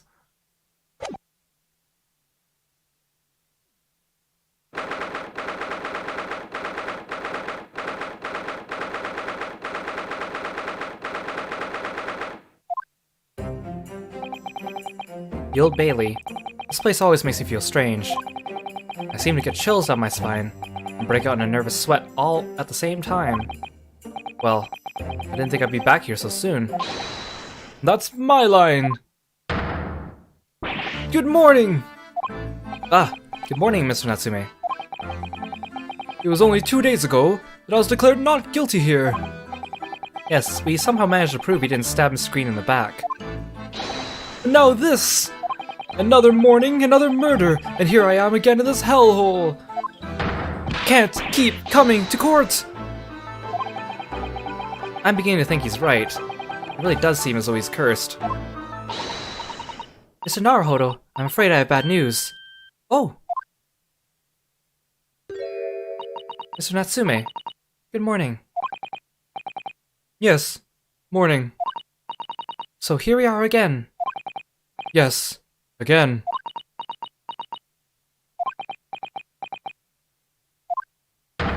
Judicial Assistant Miss Mikoto with Esquires, what's the bad news? Oh dear, you heard, did you? If you come in shouting at the top of your voice, people can't help hearing what you say! Oh, I am sorry. You've done nothing wrong, Miss Usato. Now, what is it? Well, it seems that the prosecution in today's trial will be led by Lord Baroque van Zieks. Van Zieks? Ah! No, no! Oh, no, no!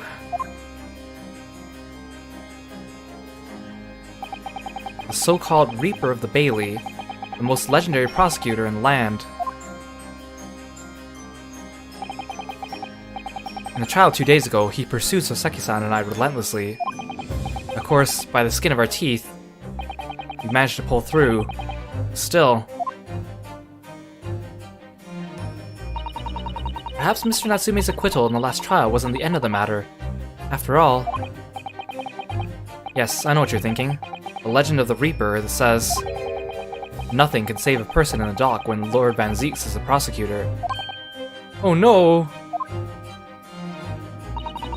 That, even if a person is found not guilty, the accused will meet a mysterious end, one way or another. And we've experienced it firsthand. A man we successfully defended at the most terrifying end after his acquittal, right here in the Old Bailey.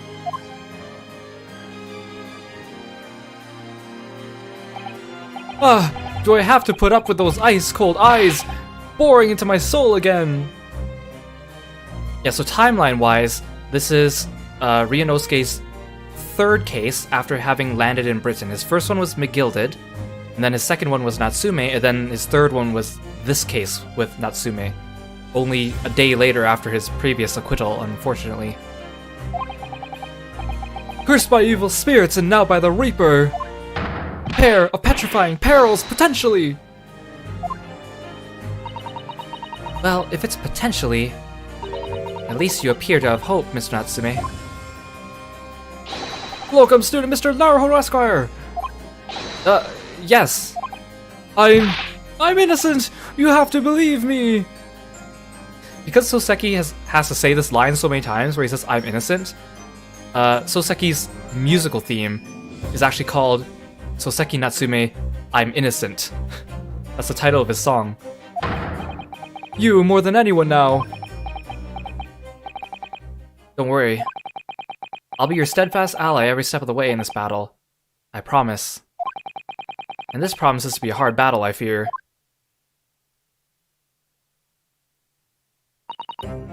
Well, the trial is scheduled to begin shortly. We should move into the courtroom. Let's go. Oh yes, I forgot to say. I'm afraid he won't be able to make it. Mr. Sholmes, I mean. That's probably for the best. Oh? If he were here, I might be tempted to rely on his help. And that could be seen as a weakness. If Lord Van Zieks were to notice, he'd prey on it mercilessly. At least, that's my gut feeling. Mr. Naruhodo. You're right. Yes, you're so right. Oh, well said, locum student Mr. Naruhodo Esquire! Well said! I swear on the sword at my side, and on the spirit of Kazuma that it harbors. I'll show him what a Japanese lawyer can do. I'll set you free. With honor. Oh yes!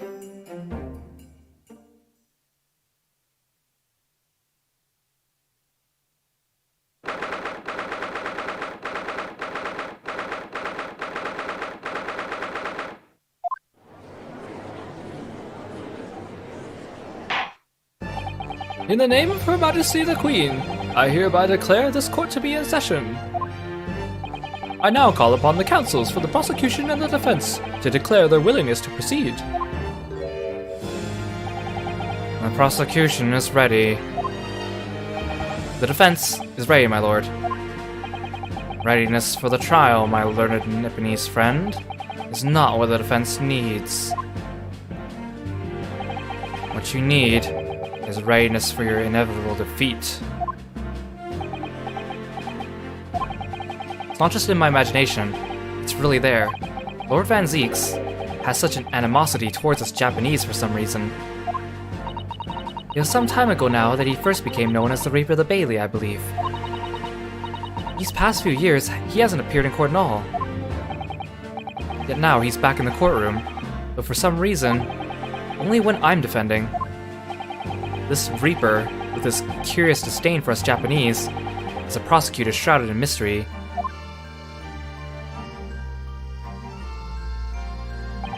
Still, this isn't the time to be pondering that. I have to concentrate on Soseki-san's trial. Yeah, the next trial after this one it's the longest one in the second game, and it's also my favorite. I think it has the most interesting witness testimonies and the most interesting characters are introduced in the third case. Plus, it's the one that actually takes place chronologically next in the timeline, which is really interesting to see the fallout of what happens of case 5 in the previous game, because a lot of things happen there. And there's a lot of loose ends left to fill in. Furthermore, I now call upon the 6 ladies and gentlemen of the jury. You have been chosen at random to represent the will of the people in this trial. Are you ready to fulfill your duty? Absolutely. I had a feeling this larrikin wasn't innocent before. I must say, I feel especially ruthless on days when my hat refuses to sit right.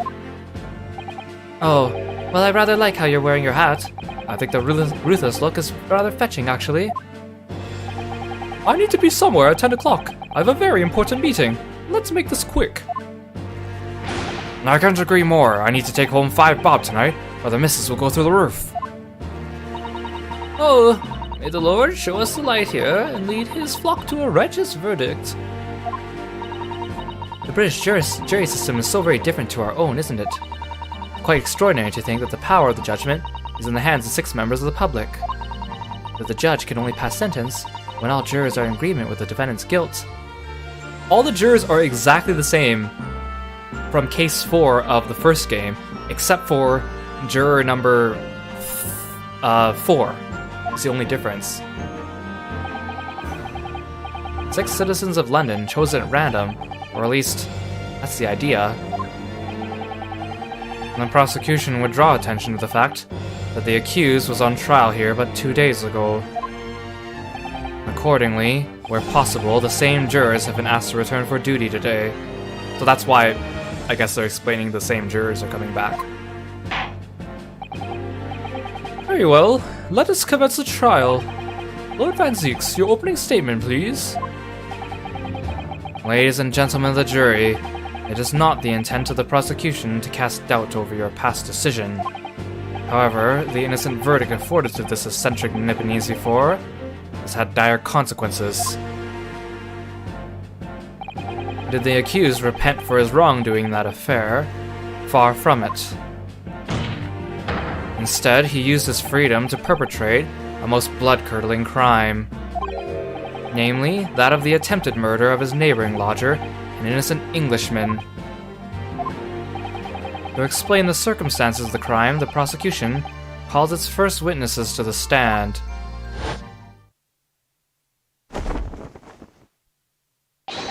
The detective responsible for investigating the scene, and the accused himself.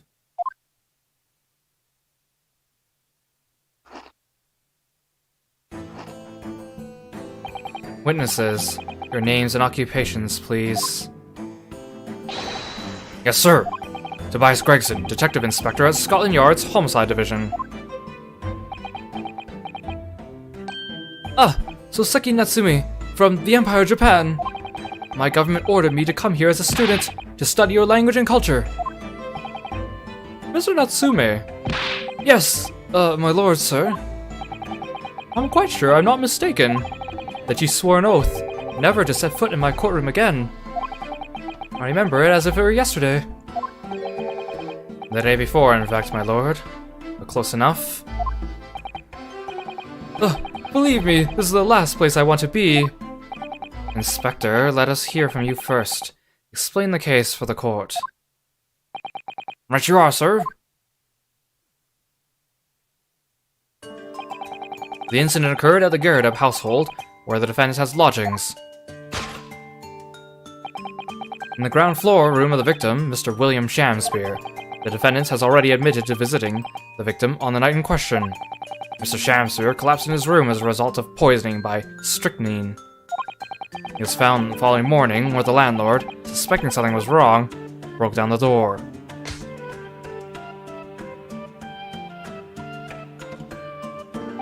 This means, I presume, that the door to the victim's room was locked at the time of the incident. Correct, my lord. It was locked from the inside, making entry to or exit from the room impossible. Although the victim, Mr. Shamspear, lives to tell the tale, he very nearly didn't. The man was halfway to heaven when we first found him. I was the first officer on the scene, my lord. And I have photographic print here that I took at the time to show how it looked. Yes, a chilling scene indeed.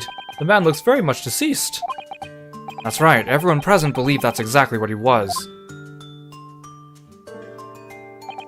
Very well, I shall accept this photographic print as evidence for the court. Now then, Mr. Natsume. Yes. Yes! As the defendant, do you have anything to say at this juncture? They're haunted. Haunted by evil spirits. Good gracious! What's haunted? My lodgings! There's been a whole series of strange happenings in my lodgings! The tenant before me died in mysterious circumstances. A woman was stabbed by no one on the street outside. My neighbor was poisoned. And me! What about me? I've nearly been killed countless times! Killed, Mr. Natsume? How?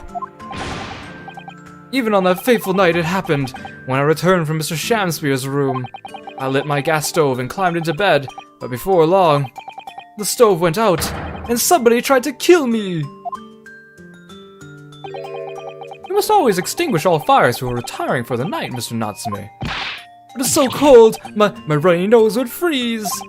The point is, I didn't poison my neighbor. Oh, why am I being accused of this? Why is my existence so cursed? Thank you, witnesses. I believe I have a reasonably clear picture of events. If I could raise one more point, my lord. One more conclusive point. Conclusive? Go on. Fortunately, the victim, Mr. Shamspear, has regained consciousness after his ordeal, and he has named the true culprit. And the poison consumed by the victim was administered in a cup of tea that he drank on the night in question. Tea, my lord, that was brought to the victim's room by the accused. The accused? Good grief! Order! Order! Yes, that's the crux of this whole case. If Soseki-san is innocent, then why? Why has the victim accused him? Well, Mr. Natsume, what have you to say to this accusation? That evening, yes, I did take some freshly brewed tea with me when I visited Mr. Shamspear's room as a gift. The public water outside always freezes at night, so I brought bottled water especially to make it. And this is the result! Never I will touch tea again! Never! Public pump was frozen, you say? That's not information we've heard before. That will do, thank you. Now, according to our laws, the defense must have the opportunity to cross-examine the witnesses at least once. Therefore, I call upon these witnesses now for a formal testimony. I presume the prosecution has no objection. None whatsoever, my lord. Good. Then you will give your account of events on the night in question to the court now.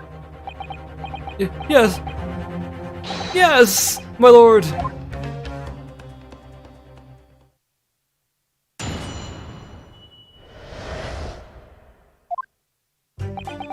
It was around 9 o'clock that evening when I visited my neighbor, and I took some tea with me as a gift. We had a heated literary debate over a nice hot drink, after which I went back to my room at around 11. My tea was completely harmless. He couldn't have locked the door behind me otherwise, could he? Strychnine takes some time to have an effect on the body. People don't keel over immediately after taking it. The victim would have been perfectly able to lock the door after his guest left. The argument still stands.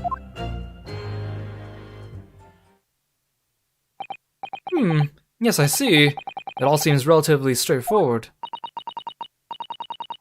Excuse me, but that testimony does raise one rather crucial point, I think. Mr. Natsume claims his tea to have been harmless. Presumably, though, the teacups have been examined for traces of the poison, haven't they? Why didn't I think of that? Well, as it happens, no. We haven't been able to. Did I hear you correctly, Inspector? Scotland Yard has failed to examine the suspect's substance. How could you have overlooked something so important? Isn't that the first thing you should have done? My learned Nipponese friend is falsely incensed. The inspector said Scotland Yard was unable to examine the tea, not that it was overlooked. Unable? Why? It's simple enough. There was none left, not a drop. Someone must have been very thirsty indeed. With current scientific techniques, it's not possible to test for poison under such circumstances. We only need a drop, but that one drop does actually have to exist, funnily enough. The lack of evidence notwithstanding, it appears nothing other than the tea passed the victim's lips on the night in question. I see. Thank you. The matter is clear. Cast your eyes over the jury, my learned friend. What? You can see it in their faces, I'm sure. The recognition of the accused's guilt. Your client's fate is all but sealed. In mere moments from now, you will lose, and your compatriot will be damned for all eternity. That's right. I can feel all 6 of the jurors looking daggers at me. I can't let them beat me down. I won't. Counsel for the defense, proceed with your cross-examination. Yes, my lord.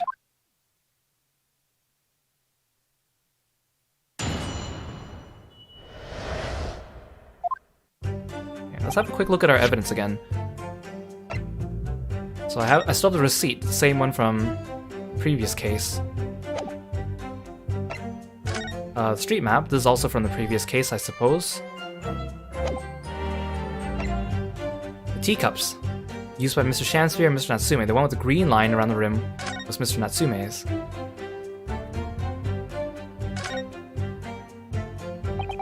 This must be the cup that Mr. Shansphere is drinking from then. It's stained on the inside. Tea does that, I'm afraid. Even green tea. Oh really? I've never noticed before. You've never noticed? Well, I never leave it in the cup long enough to leave a mark. I like to gulp it down. Drink tea while it's hot. That's the Japanese way, isn't it? Oh dear. So many people seem to have the wrong idea around our culture. Most of them are Japanese.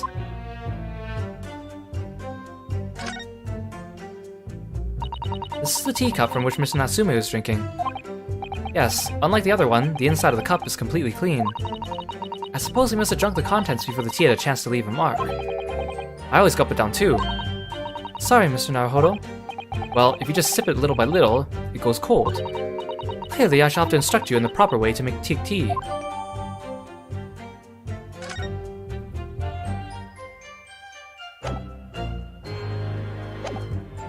Wait, let me finish examining first, just so I don't forget.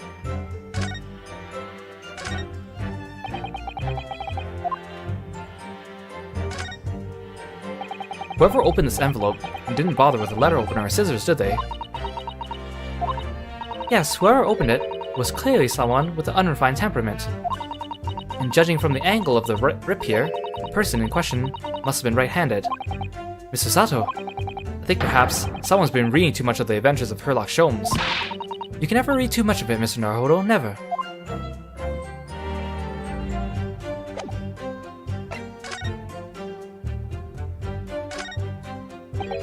Oh, what is it, Mr. Naruhodo? This bar of soap. When we first found it, I could have sworn there was some sort of round disc in this depression just here, a reddish one. Yes, you're right. I remember it too, but now the depression is completely empty. Where could the disc have gone?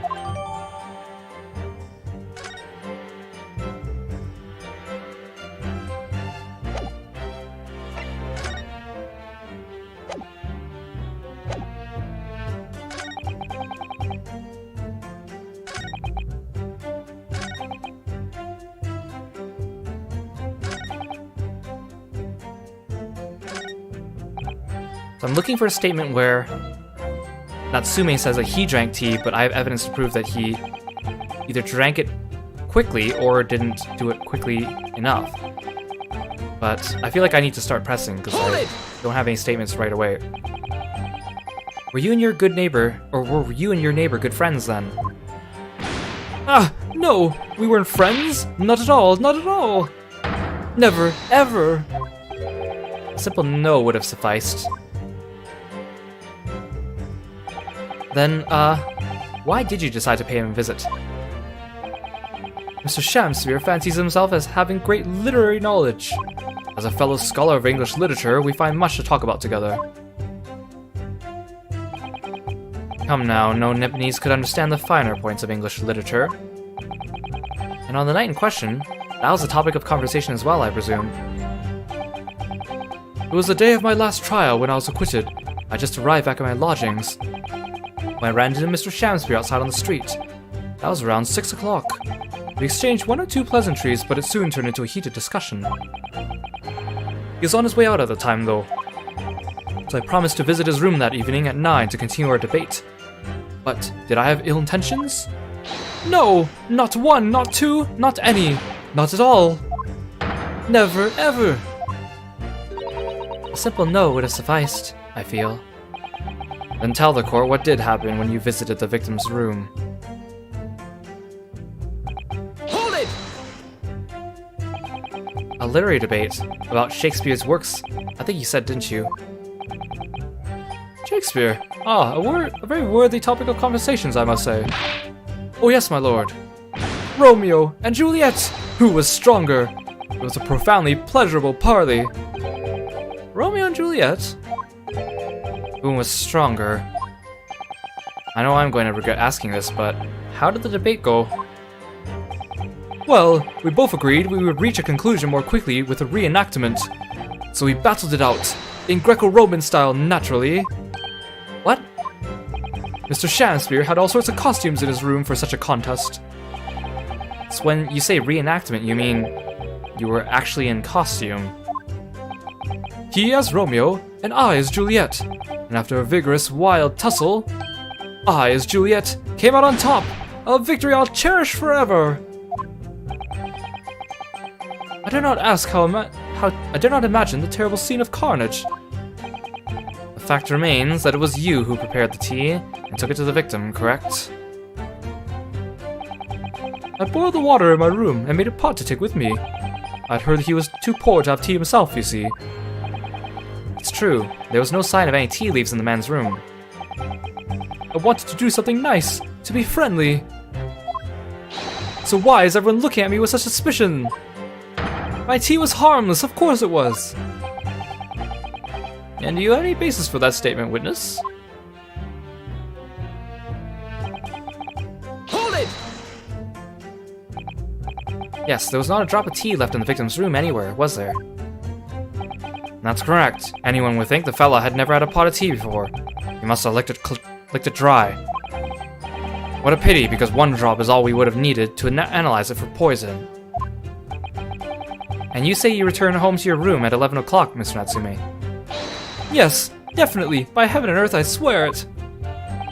The landlord was able to verify that, as it happens.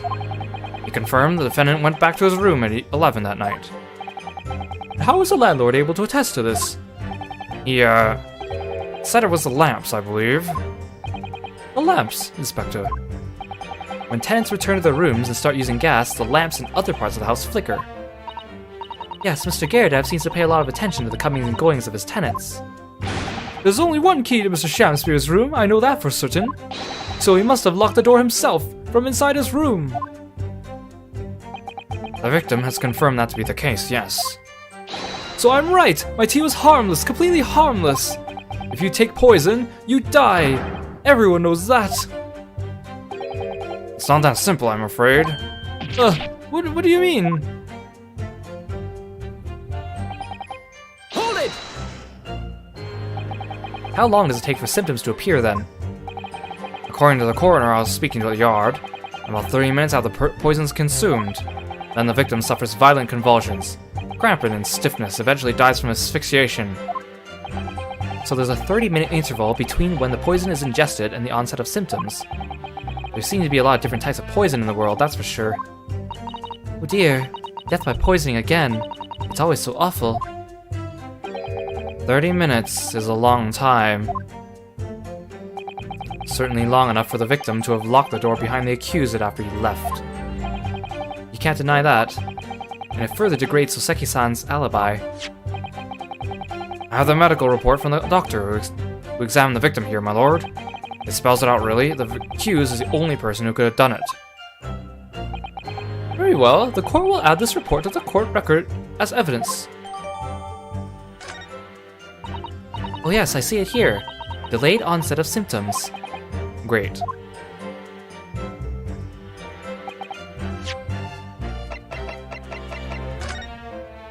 Victim William Shamspear, age 31. Cause of coma, ingestion of a small quantity of strychnine. Toxic effects present 30 minutes after ingestion. High likelihood of the substance having been mixed with the tea the victim was drinking, but no sample could be obtained for testing. Investigative conclusions. The poisoning incident occurred at around 1:30 a.m. on 21st February. Assessed from the victim's pocket watch that appears to have broken when the man collapsed after the delayed onset of symptoms. Well, that's pretty convenient. No container for the poison was found at the scene. Hold it! The argument still stands, you say. This is what Mr. Natsume has been saying, isn't it? The pair of them drank tea together that night, so if there was poison in it, the victim wouldn't have been able to lock the door after the accused had left later on. Exactly! Me and my tea are innocent! Sweet and innocent, I tell you! I'm afraid, sir, that doesn't follow. You see, strychnine is a slow-acting poison. In other words, it takes time for symptoms to appear. So you could have left the room up to 30 minutes after the victim drank the tea. And as long as you did that, Mr. Shamspear could have locked the door after you've gone. But no! We drank the tea straight away! Battle over whether Romeo and Juliet was stronger. That came after the tea. Do you have any evidence to support that statement? In my great homeland, the Empire of Japan, we have a saying, drink tea while it's hot. Sure, a proverb will satisfy the prosecution. I'm afraid there's no conclusive proof to support the defendant's assertion. On the contrary, there are sufficient grounds to infer his guilt in this matter. No! That's the extent of their testimony, is it? If I could voice a personal opinion, Mr. Naruhodo? Of course, go ahead. Mr. Natsume is arguing for his innocence so adamantly, and so persistently, yet Inspector Gregson just brushes what he says aside. It's really quite infuriating. I agree. So we need to find an inconsistency in what the inspector is saying, I think. I'm afraid so. As things stand, the jurors are sure to find Mr. Natsume guilty. As I see it, what we need to focus on is the poison and the tea. Let's listen carefully to his testimony again. Yes.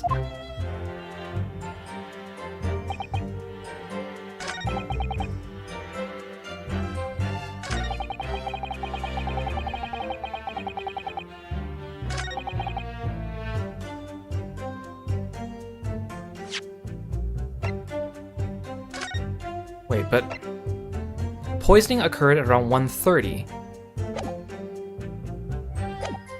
But you left at 11. So, I don't think that's the right statement though, because they told me I should present it on Gregson. Strychnine takes time, people don't keel over immediately. The victim would have been perfectly able to lock the door. Okay. That doesn't stand anymore. Objection! The argument still stands, you say? I think not, Inspector. Come again? I think you'll find that you've overlooked a very significant chronological inconsistency here. What? What are you on about? According to this report, the victim must have consumed the poison at around 1:30 in the morning. And yet, the defendant, Mr. Natsume, left the victim's room at 11. Yes, that's right. There's more than 2 hours of missing time there.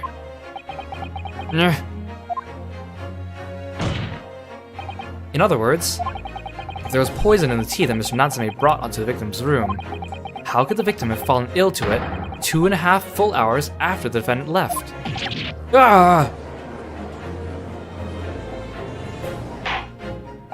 The defense's argument is entirely reasonable. How do you respond, Lord Van Zieks?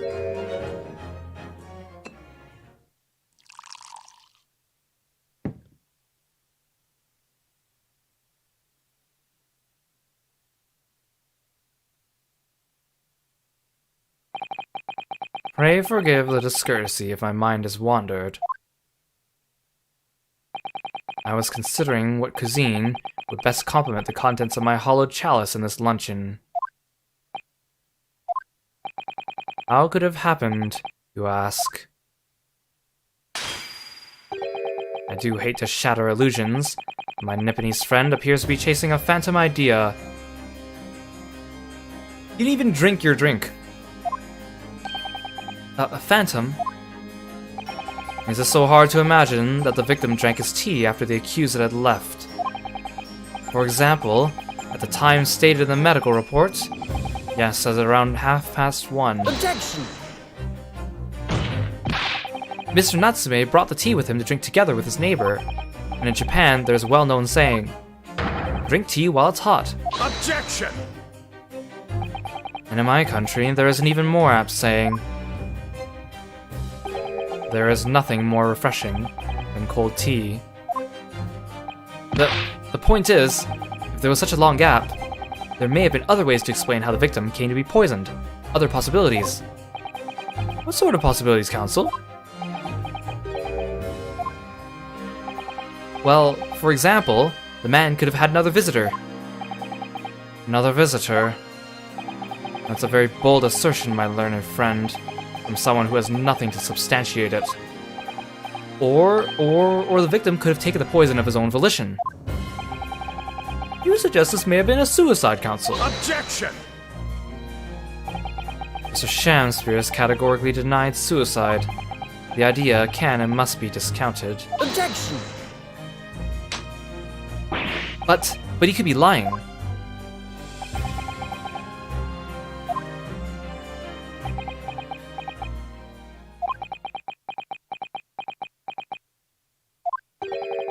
Is something wrong, Lord Van Zieks? I was listening to the sound of the carriage pulling up outside the courtroom. Pray, forgive the discourtesy. Carriage? What carriage? It would seem that the key player in this case has just arrived.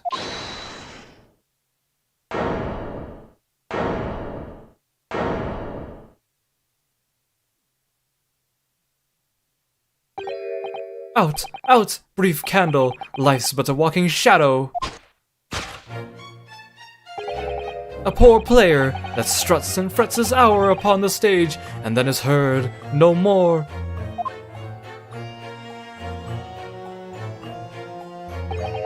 'Tis a tale told by an idiot, full of sound and fury, signifying nothing.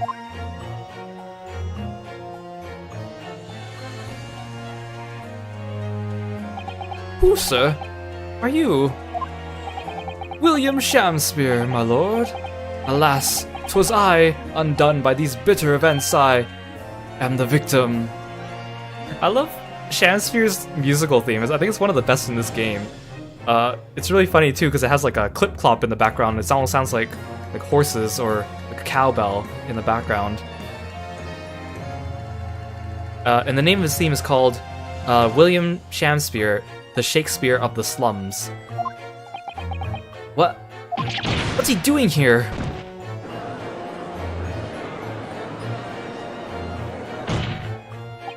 The prosecution seeks to call this gentleman to the stand. With his testimony, my learned friend's futile resistance will be utterly crushed. You're calling him as a witness. Very well, counsel. I grant your request with interest. I'm curious to discover what the court shall hear from the victim himself.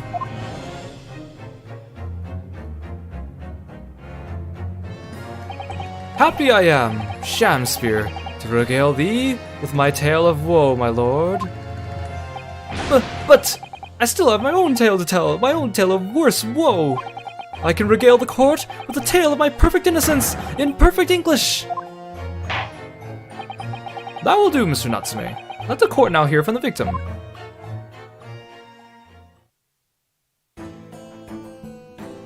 His stance is so silly looking. Alright, so that's Mr. Shanspear. But who's that other man beside him? Yes, I feel sure we've caught a glimpse of that man before. State your names and occupations for the court, please, witnesses. A writer of words so sweet they do scent the breeze, an inventor of ideas so profound they compose the earth. The unrivaled poet, the unmatched scribe, William Shakespeare. Were the great bard to be recalled to life anew, lo, what a magnificent man! Good fellows, I am he who ponders such a miracle, William Shamspeare. Oh, the name's Meterman. A drone bee, Meterman. So his pun is, his last name is Meterman, Meterman, and that ties in with his occupation, which we're gonna learn about in a second. And his first name is Adron B. It's supposed to be a drone bee. His outfit and his stance is reminiscent of a worker bee in a hive. So he's a drone bee. And I work for the Ultimate Gas Company, East End branch office. So he's literally a meter man. He goes around and checks gas meters. Ah, I remember now. It was yesterday on Briar Road. Oh yes, she's right. It's him. Oh, what's this? What's that man doing over there? He looks like he's trying to see into Soseki-san's lodgings. Is something wrong, Mr. Naruhodo? Excuse me, could we have a word? Ah!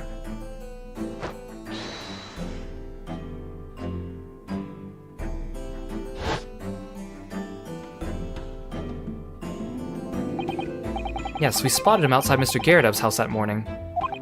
And he's a gas company employee. What does he have to do with this case? So, Mr. Shanspear, you are the victim in this miserable affair, correct? Oh heaven, oh hell, do you command me to remember that sweet poison that didst cross me and cross mine innocent lips? I subpoenaed him for the trial, with his doctor's permission, naturally. Hearing the testimony of the aggrieved, remove any room for doubt from the jurors' minds, I'm sure. I heard a harp in the background when he did that. Behold, you have only to rearrange the letters of my name to see that me's a seraph, an angel indeed. Thus I noble of mind, sweet of nature, and verily honest of heart, as all heavenly angels be. Because there isn't a less contrived meaning in your name. No, not at all. The jurors seem to be very moved by this man, I'm afraid. They're actually taking this seraph anagram idea seriously? Thank you, witnesses, for your illuminating introductions. But my lord, what's the man next to Mr. Shanspear doing here? The gasman, I mean. What, me? Well, now. Allow me to enlighten my learned friend. You recall, I presume, your earlier impertinence? When you suggested that the victim had another visitor to his room on the night in question. And moreover, that the victim is a compulsive liar. What? No, I didn't quite say that. This young chin-stroker here is to controvert your wild claims conclusively. Is that not so, Mr. Meterman? Hang on, no! I'm just here. I hereby call for your formal testimonies. You will tell the court as lucidly as possible what happened on the night in question. One may smile and be a villain. Yes, it doth pain me, but let the truth be spoken, the truth of that wintry night of my discontent.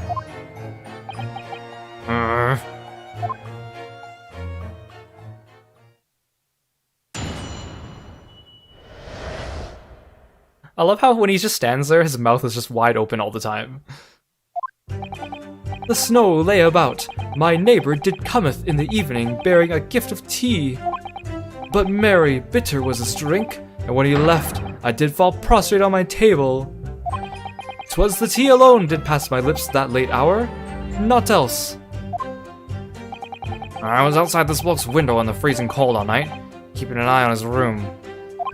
No one else visited his room but that short little round-backed Eastern fella. Wait, what did you say? You were keeping an eye on Mr. Shamsphere's room all night? That's right. Of course, the bloke's window is all but blocked up, isn't it? But there's a little gap in the bricks where you can see into his room. So I spent the night trying to keep my teeth from chattering as I peered in through that. The question is, sir, why? Ah! Well now, that's because he's on my list. What a piece of work is a man!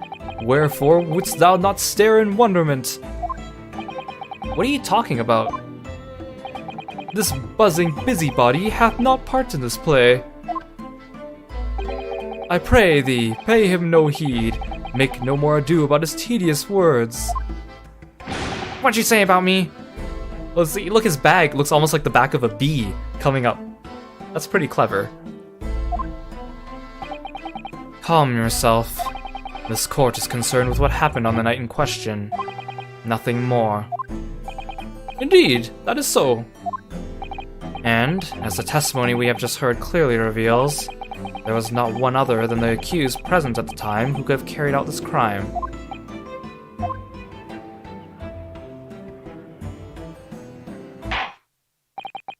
Well, I believe this may be the final testimony of the trial. Now, counsel, the defense may proceed with the cross-examination. Yes, my lord.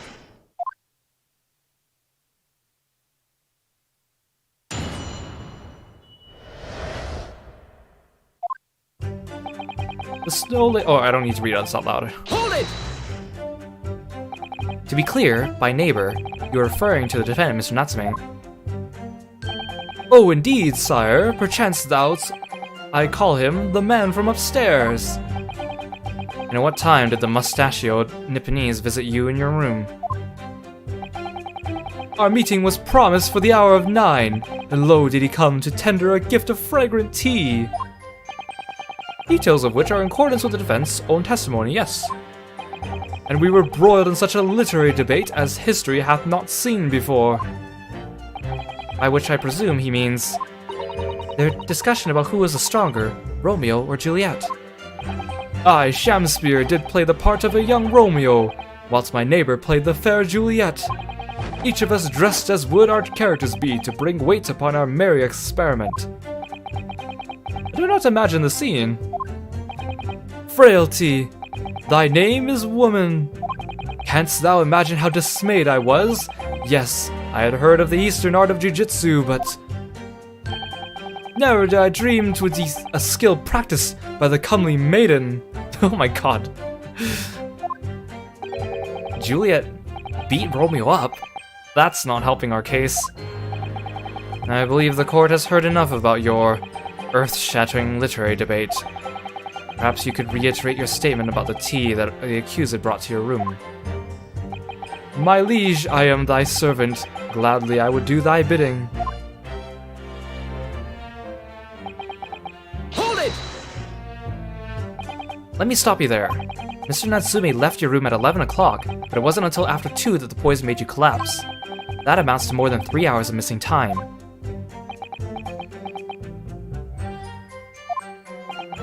If the defendant had not put the poison in your tea, that 3-hour window of time is something you're gonna have to explain.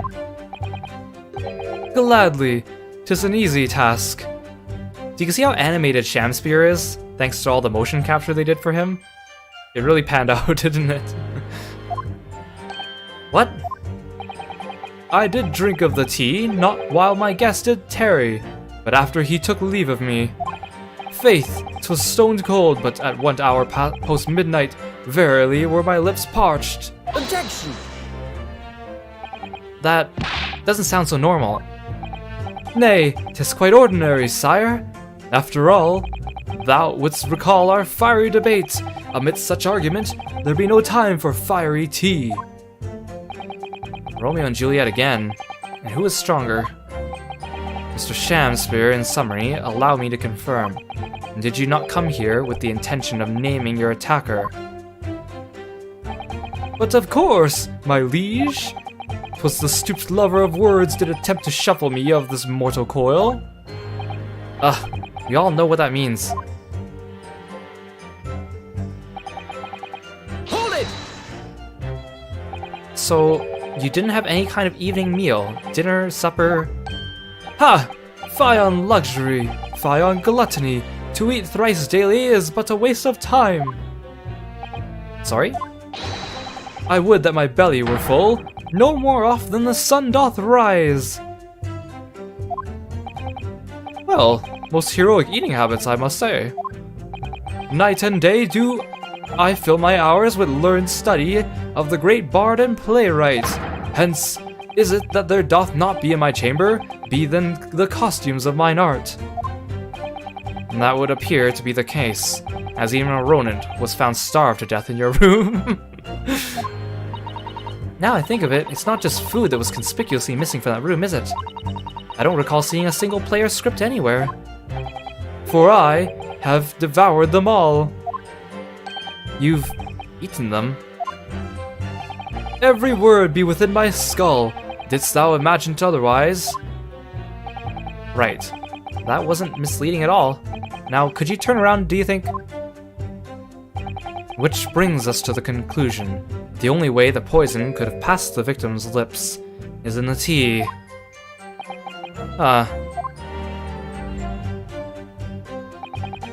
Hold it! But the windows of that house have all been filled in. A historical artifact of the now defunct window tax. Yeah, you're right there. All bricked up horribly. But as it happens, there's a little part of the brickwork at the bottom corner that's been opened up. I was looking in through that gap. Yes, there were a few bricks loose, weren't there? And for some strange reason, a couple bars of soap lined up on the ledge outside as well. I don't like going around poking my chin in other people's business, especially on freezing cold nights. But them's my orders, so that's what I'll keep doing. As long as there's breath in my body.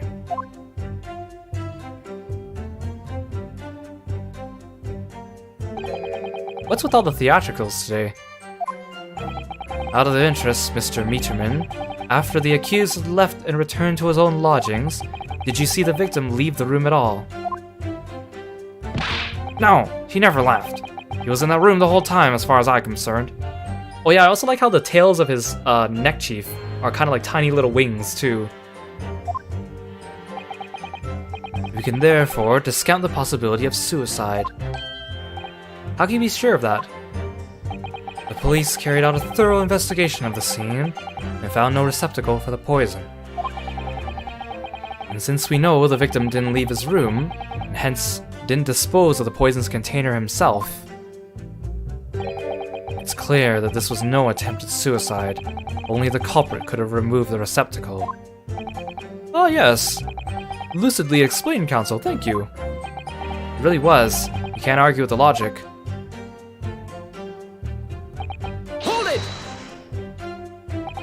You say a short little round-backed Eastern fella, so you can't be sure it was the defendant then. Objection! How many times are there short little round-backed Nipponese with a mustache do you think there are in London? Well, of course. It's only a narrow gap and it was quite dark, so I didn't notice the mustache. But he showed up at around 9, so I'm pretty sure of that myself. When the person you saw arrived, did he and Mr. Shamspear drink tea together? Nah, sorry. I couldn't say. Why not? Because I couldn't see into the room all that well, could I?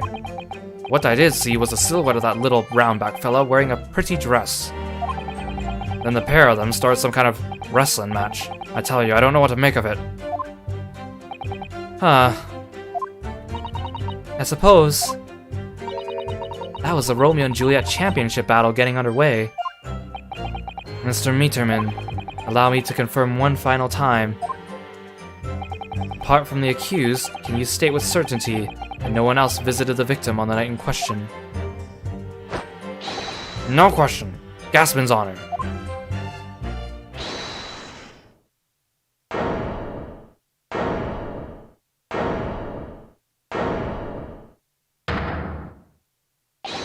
My lord! Goodness me. Yes, Mr. Foreman. I've kept my mouth shut and listened up to now, but this has gone on long enough. Are you with me? Yes! Are we to understand that you ladies and gentlemen of the jury are in agreement with one another? That you've reached a unanimous decision? You're right, we have.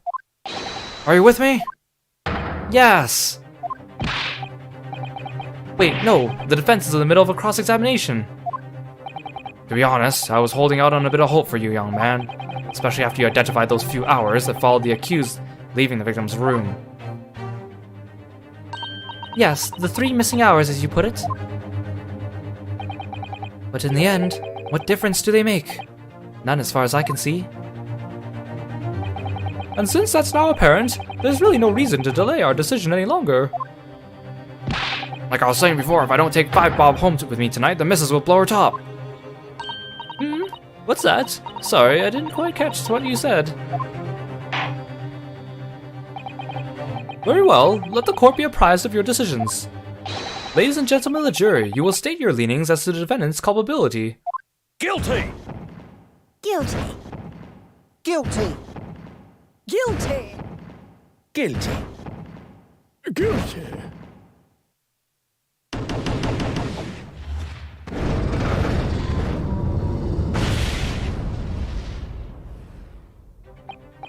All of you? Well, it would appear that the jury is indeed unanimous.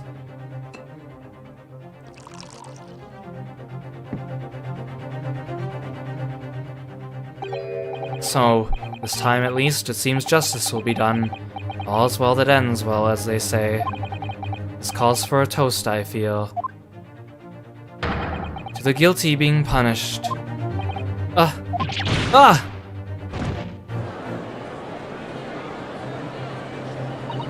Get up now, Mr. Naruhodo, please. The trial isn't over yet. What do you mean, Mr. Sato? What about the information I found in this Encyclopedia of British Law I have? That obscure right that it belongs to the defense in these situations. Remember? A summation examination. Yes, that's right. We don't have a jury in Japanese courts, of course. Here in British Court of Law, if we can reverse the decisions of the majority of the jurors, we could force the trial to continue. This trial can't end now. Whatever it takes, I just can't let that happen. The defense moves to invoke its right to a summation examination, my lord. Why am I not surprised? My learned Nipponese friend's inability to admit defeat. He chose to cling desperately to some archaic rule you barely comprehend instead of accepting the truth. Certainly no other defense counselor in recent times has exercised the right to a summation examination. Because they all know that once the jury's mind is set, it cannot be altered. Nevertheless, the right remains and must be upheld. The defense counsel's request is granted. This court will proceed with a summation examination as outlined in the Encyclopedia of British Law. Thank you, my lord. Are you and your fellows prepared, Mr. Foreman? Believe me, my lord, we all know about this young lad's tenacity, and we're ready for it. Very well. In that case, ladies and gentlemen of the jury, I hereby call upon each of you to state the grounds upon which you find the defendant guilty of the crime for which he stands accused.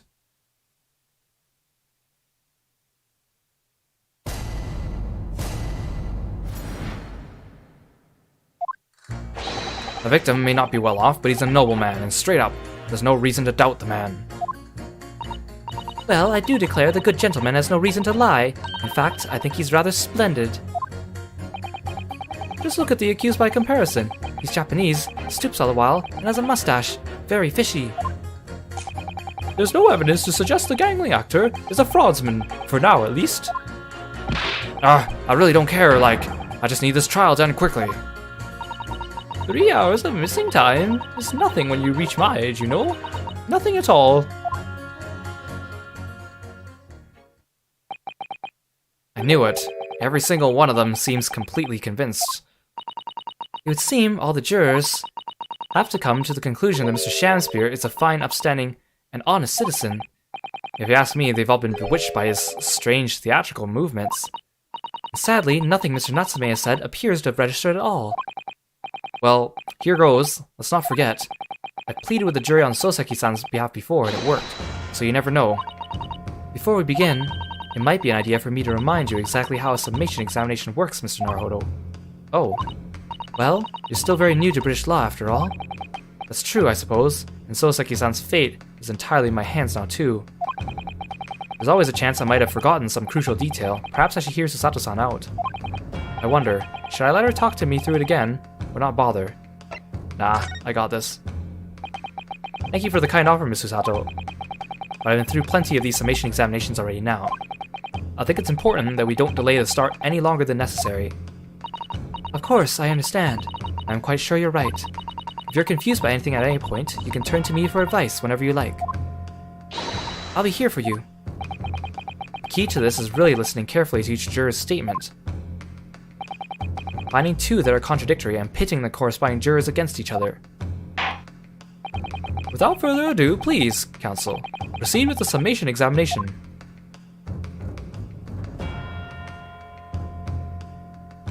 Yes, my lord.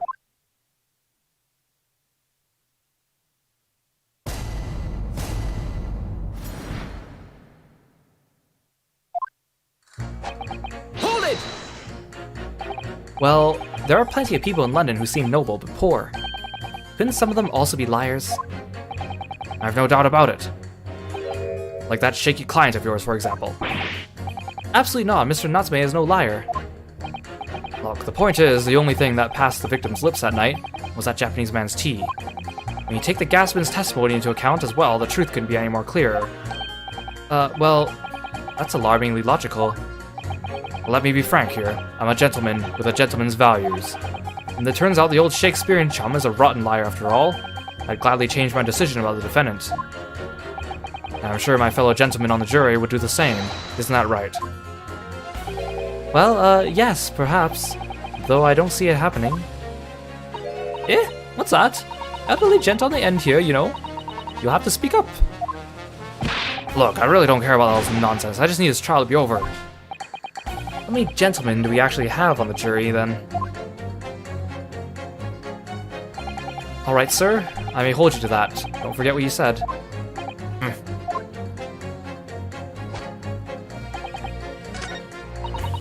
Hold it! Are you saying you believe the man to be trustworthy because he's rather splendid? No, that's not what I said. The point is, the man is a victim here. What reason would he have to lie? And yes, he is rather splendid. So you say, yet again. Meanwhile, the man who stands accused behaves so suspiciously it's exhausting to look at him. I'm afraid he's not splendid at all. Splendid logic there, madam. Thank you so much. Hold it! No, not one of those things is reason to find the man guilty. But he is fishy. There's no point dancing around that fact. He's Japanese, he has a mustache, and he stoops. You see, you arrive at the conclusion in just 3 steps. 3 steps like a waltz, in fact. You know, the more I think about it, the more this trial seems like a dance. You seem to be several steps ahead of yourself, though. And you're on the wrong foot. No, there's nothing but circumstantial evidence here. There's no actual proof of the defendant's guilt. But the victim's version of events is backed up by what the big chin man said next to him, isn't it? Once he saw the Japanese man there. 2, he saw no one else. And 3, he saw the Japanese man there. Oh, there's another 3 steps. All this really does seem more and more like a waltz, doesn't it? Right, and the prosecution will waltz its way to victory if I let you speak much more. Hold it! A fraudsman? What do you mean by that, madam?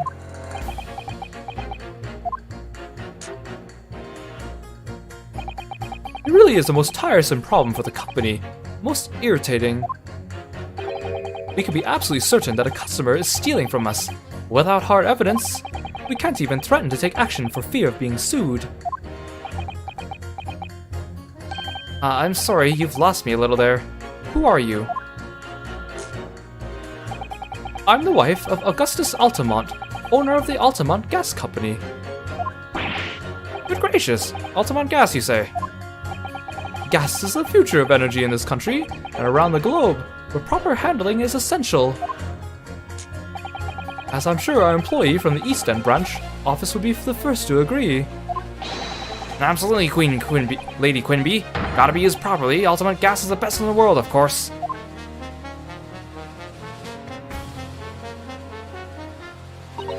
Ah, I think we may have solved the mystery of the bow from earlier, Mr. Naruhodo. Right, he bowed in deference to his employer's wife, did he? Ah, so would I be right in assuming the reason Mr. Meaderman was watching what Mr. Shamsbury was up to in his room? I'm afraid there's no end to the lengths that population of the East End will go in order to steal our gas. So this is Quinby Altamont, and the name Altamont actually comes from one of the Sherlock Holmes stories. Altamont is the alias that Sherlock uses in the story called His Last Bow. And yeah, her name is Quinby, to be like Queen Bee. So she's the Queen Bee, and then we have a drone bee. Interesting fact, in the Japanese version, she actually doesn't have a first name. She's just called Mrs. Altamont throughout the whole thing. So calling her Quinby was or giving her a first name was entirely new for the English version. So really, I have no choice when the company identifies someone as a possible fraudsman, but to dispatch a worker to watch the suspect day and night. We're very thorough in our investigations. So you mean Mr. Shamspeare is... I wouldn't come out and say it in public. But you can finish that sentence with a grubby little gas thief. You've noticed the public gallery in here, have you? The eye of man hath not heard, the ear of man hath not seen. Faith, wouldst thou wound me with thy words, were I to let them penetrate the skin. But seraphs hear not insults, only choirs of angels in song. We may not have evidence yet, but my workers won't stop buzzing around until they find it. When they do, you'll find yourself blasted back to your angelic heights in an Altamont gas explosion. So Mr. Shamsbury has been stealing gas. I wonder, juror number 4, if you wouldn't mind adding that information to your statement. My pleasure. Was it the bit about ripping the thief apart you enjoyed? A little before the part about abject violence, if that's not too much trouble. Yes, of course. This could be it. This could shift the balance. The victim puts on a fine performance, but in reality, he's a common thief of my company's gas. So let's pit that against Objection! this one. Those two statements clearly contradict each other. Good gracious! To whose statement do you refer, counsel? Juror number 1. What are you yelling about, lad? I presume you've heard juror number 4's statement, made by the wife of the owner of Altamont Gas. Well, yes. The victim, who you claim to be a noble, straight-up man, in fact, turns out to be a common thief. So the good lady says, there's no evidence, is there? You and I both heard them say as much. It's true, we don't have evidence as such, just yet. The claims aren't baseless, you know. What? You heard me. Seeing as the operation has already been compromised, I would suggest that the court hears testimony from our East End branch officer employee over there. I'll do whatever you say, my lady. Gasman's honor.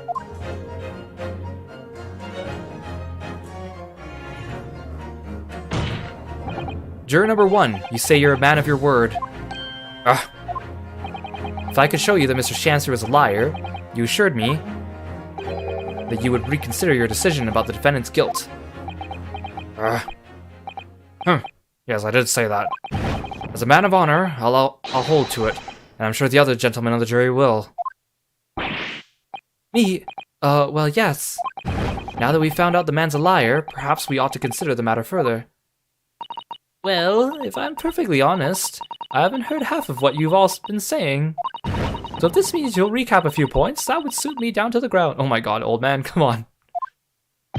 Oh no, I'm not having any part of this. I want this trial done and over with.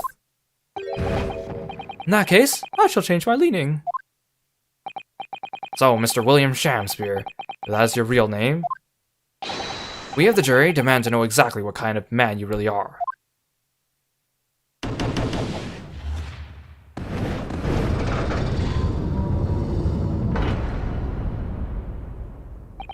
That's 4 jurors. 4 for not guilty. Yes, Mr. Naruhodo. Victory!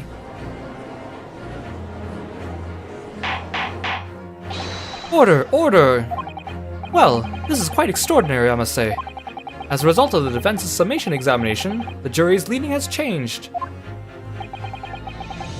Now only 2 jurors say guilty, whilst 4 say not guilty. I therefore declare this court to be in a state of disaccord, and order the trial to continue.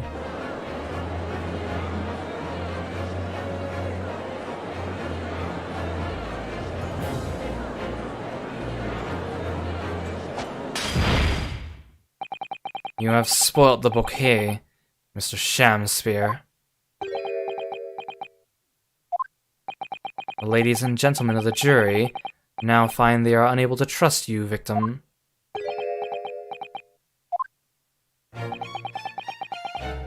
But you gods will forgive me some faults to make us men. So God mend me, I do swear. This gasman speaketh that which concerns him most. Naught but gas, naught but thin air. Aye, it burneth bright a while, but it hath no substance, and it doth reek foul. Oi, what'd you say? Do I take it, Mr. Shamspear, that you deny the allegations of gas thievery? Most heartily, my lord. Hast thou forgot? I am a seraph, an angel, noble of mind, sweet of nature, and verily, honest of heart. Ah, you flowery-mouthed pompous beanhole, just because I haven't got the evidence yet. Mr. Shamspear, if in fact you are not noble of mind, sweet of nature, or honest of heart, if you are a liar, then your testimony should have no sway in this courtroom. It is my considered opinion that at the present time, no other possible culprit of this crime has been identified. All testimony heard by the court thus far heavily implicates the defendant. In short, it would not be unreasonable at this stage for me to rule on the case. Oh no. However, in light of the fact that the jury has expressed concern about the fidelity of this witness, I believe it will be inappropriate for this court not to pursue the point further. Objection! I assure you, my lord, that would be a waste of time, of the court's time. The gas in this case are unrelated.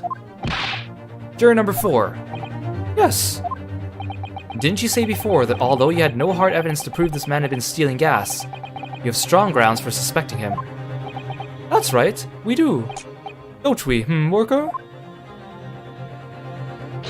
Absolutely, Lady Quinby. Gasman's honor. Very well then, we will hear your testimony now. You will tell the court precisely why you believe the victim, Mr. William Shamspear, has been stealing gas. Yes, my lord, it'll be my pleasure. On the ultimate gas name, I swear. If I may, my lord. Go ahead, madam. This worker's testimony may have a significant bearing on the good name of my husband's company. Therefore, I should like to take the stand alongside him in a supervisory role, if you wouldn't mind. Wahoo! Oh yeah, sweet as honey. Yeah. Very well. As an exception, I shall honor your request. Thank you, my lord.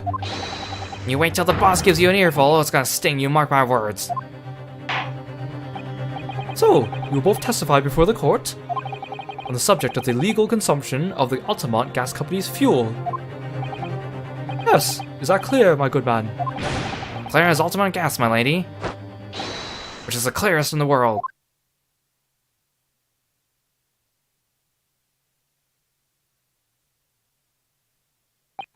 Do you think the gas has gone to his head, Mrs. Sato?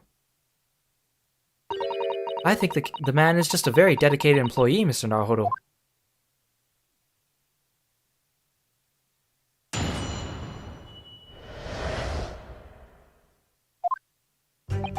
I'm proud to be a company's East End branch investigator and meter money collection agent.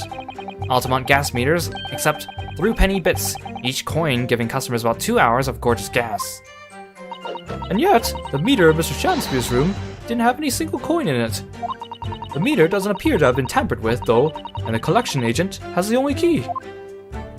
Somehow, he's using all the flaming gas he wants without paying a penny, If that's not thieving, what is it?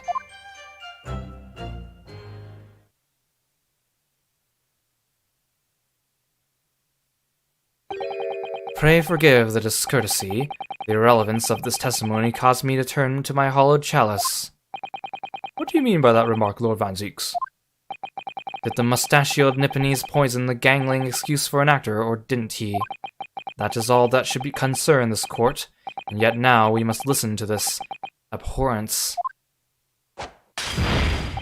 Clearly, what separates the vast British Empire and your Eastern Island nation is more than geographical distance. But this could turn out to be crucial testimony. The cross-examination must go ahead.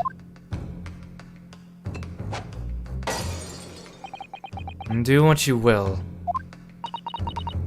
Lord Van Zieks appears to be in a violent mood. Yes, he does. An attempted poisoning, and an incidence of gas thief with no supporting evidence. It's true that they would appear completely unrelated at first glance, but I wonder, truth tends to be buried in the most unusual places, and the first step in uncovering it will be to establish just who and what this man really is.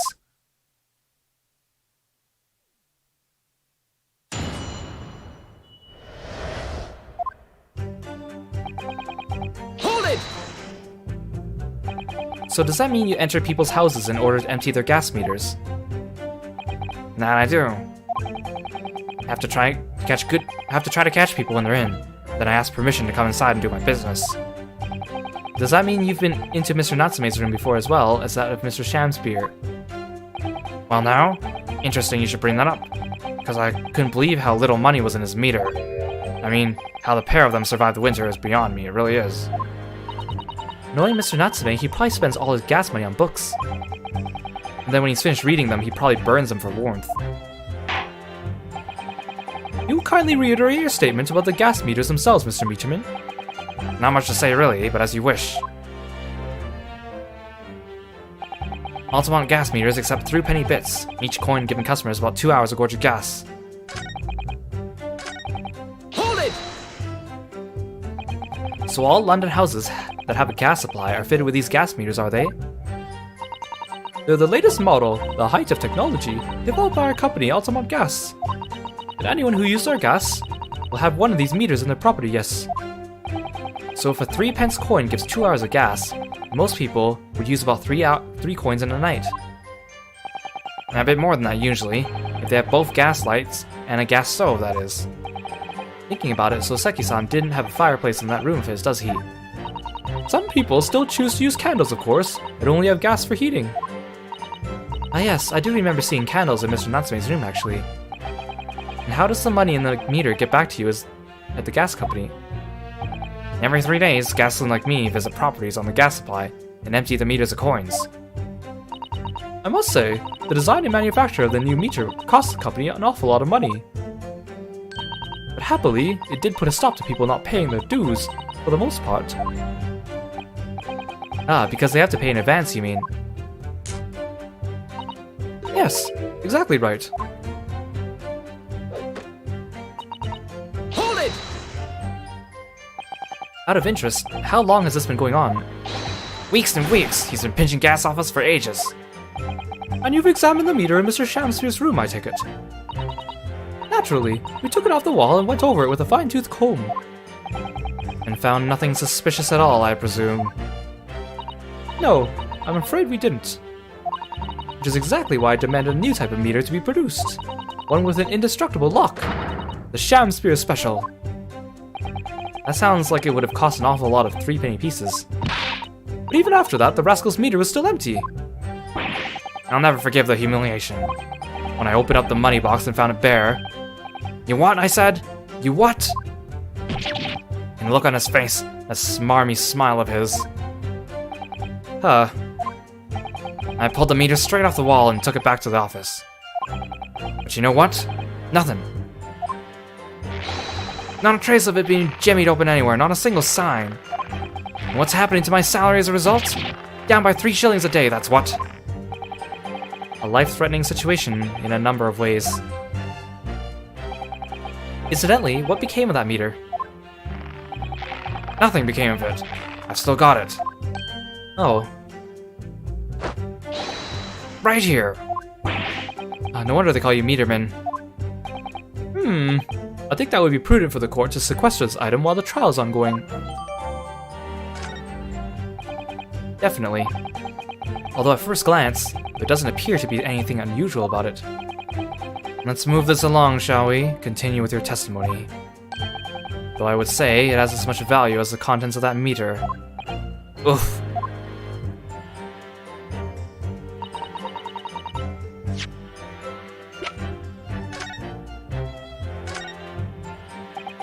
That's a very sturdy looking padlock, isn't it? And the money box is sealed with beeswax too. So if Mr. Sholmes were to get up to any mischief, he'd be found out immediately.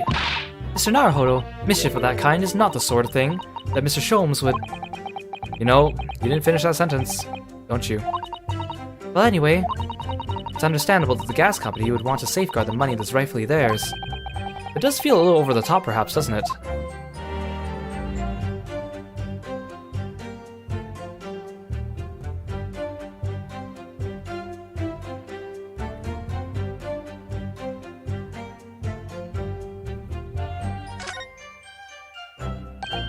Oh, what's that? Have you spotted something, Mr. Naruhodo? Just here, there's a little hole, do you see? Goodness, you're right. I wouldn't have noticed. It's not a very neat hole, is it? Not professionally made, I'd say. So, you think it might have been opened up by Mr. Shamspear? Possibly. It seems the people at Ultimate Gas must have missed it. Well, it certainly seems to go all the way through to the inside. Yes, but there's no way a coin could fit through there. That's true, but even so, it seems more than a little suspicious.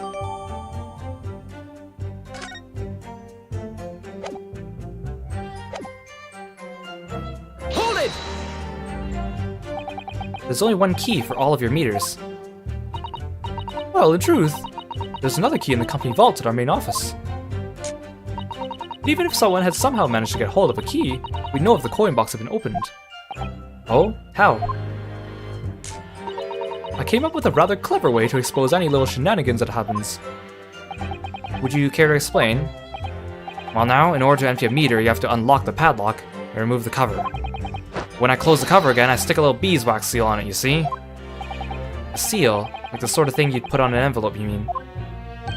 Something like that, yes. Basically, you can't remove the cover again without breaking the seal. Now, in the case of Mr. Shamspear's meter, there were no coins inside at all, as I said. But the seal had been broken either. So that would mean Mr. Shamspear somehow managed to steal coins from inside the meter without opening it. It would appear so, but that would be impossible. Hold it! How do you know that he's been using gas, though? Well now, since I started investigating this bloke, I've been to his room more than a few times. On every single occasion, his lamps have been blazing, and his stove pounding. In the middle of winter, and he still turns to me, sweat dripping down his cheeks, and says, "Get thee to a nunnery!"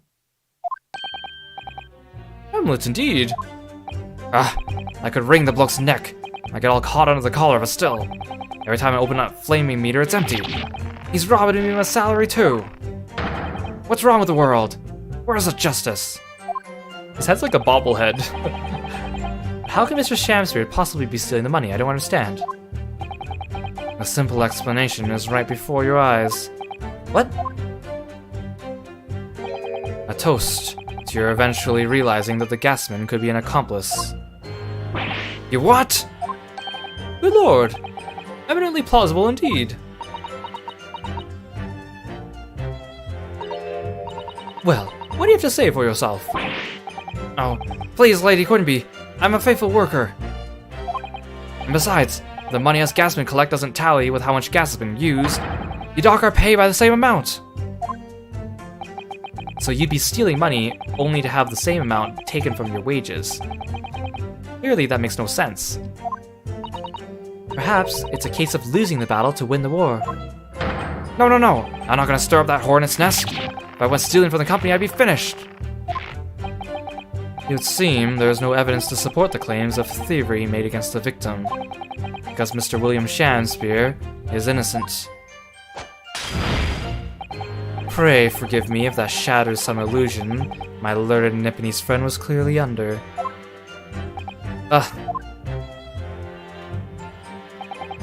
clearly didn't expect to uncover another crime that looks like it had been taking place in the very same room. According to his testimony, it's only the meter in Mr. Shamspier's room that's under suspicion. It does seem as though perhaps it has nothing to do with the incident involving Mr. Natsume. I know, it doesn't seem that way, but the fact is, since I've been practicing law in England, I feel like I've encountered this at least once already. Cases that are interlinked. Oh, it might seem the two cases have nothing to do with one another at first, but in fact, they're intimately connected. Yes, we've experienced that before, haven't we? I wonder if this is another instance. Perhaps. We can't be sure of that yet.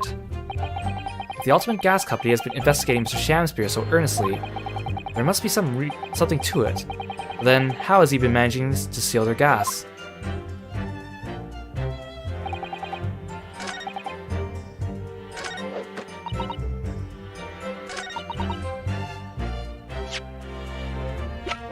Objection! Lady Altamont, I'm afraid to say, this meter clearly does show signs of having been tampered with. What? Get away! I've been over and over that thing. I'm telling you, there's nothing wrong with it. In that case, what do you have to say about the small hole that's been made at the base of the coin box? Hole? What? Oh, you're right. You're quite right. There's a little hole here. The meters aren't supposed to have that. None of the others do. In other words, we can assume that Mr. Shamspeare secretly opened up this hole himself. Yes, I wouldn't be at all surprised. But why? Yeah, why? I mean, it's tiny. You couldn't get a farthing through that. Lady Altamont, I wonder if you could give the court some more details about how your meter design. What sort of details? Well, what I'd specifically like to know is,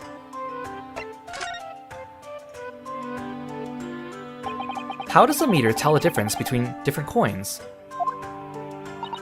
What do you mean? Well, for example, if someone were to put in 1 penny coin, that wouldn't work presumably, would it? No, of course not.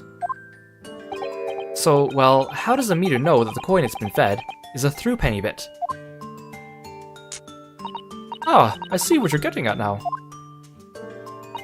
The meter tells coins apart by their shape and size, which includes their thickness. A through penny bit is about 3/4 of an inch in diameter, you see. Other coins just won't fit. Ah, I see. It's clearly been very well thought out. The witness will amend her formal testimony with that information in case it is pertinent. As you wish, my lord.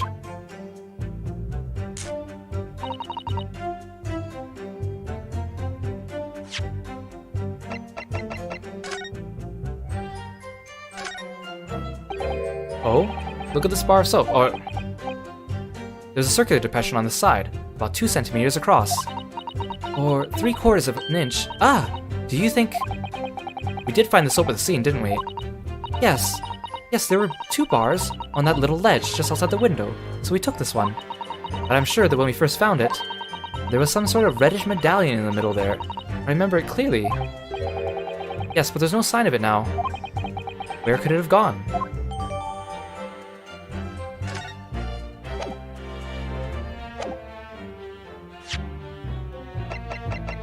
Objection! Let me just confirm something here.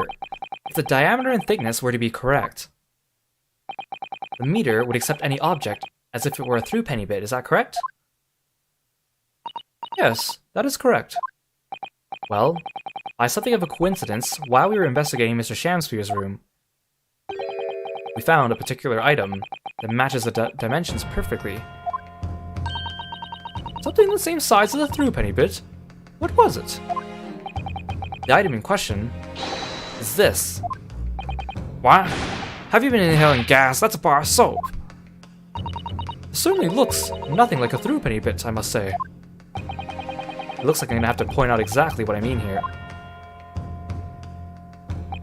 What's so important about the soap is this part here. Are they really gonna make me point this out? I mean, really? I just examined it. You have to turn over the soap to see what I mean. Ah! Are you referring to that round depression in the middle of the soap there? That's right. A depression that's approximately 3/4 of an inch in diameter. Or in other words, almost exactly the same size as a threepenny bit. Get away! Does anyone here present have in their possession a threepenny bit? Quickly now, hand over your coins, ladies and gentlemen.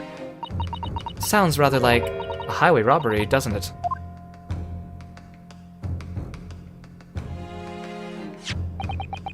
Thanks to a kind member of the public in the gallery, I have here a threepenny bit. Now to see if it fits. My word, it couldn't be more snug. Yes, as I suspected, this, without a doubt, is a vital clue to explain how the Ultimate Gas Company is being defrauded. Well, I don't believe it.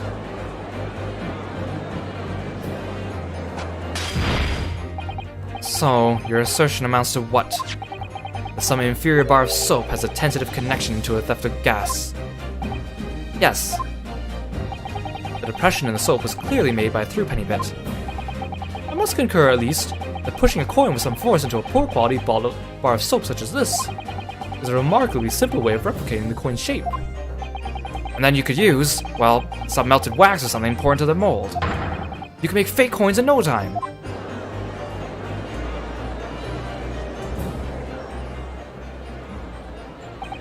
This brings all the pieces of the puzzle together.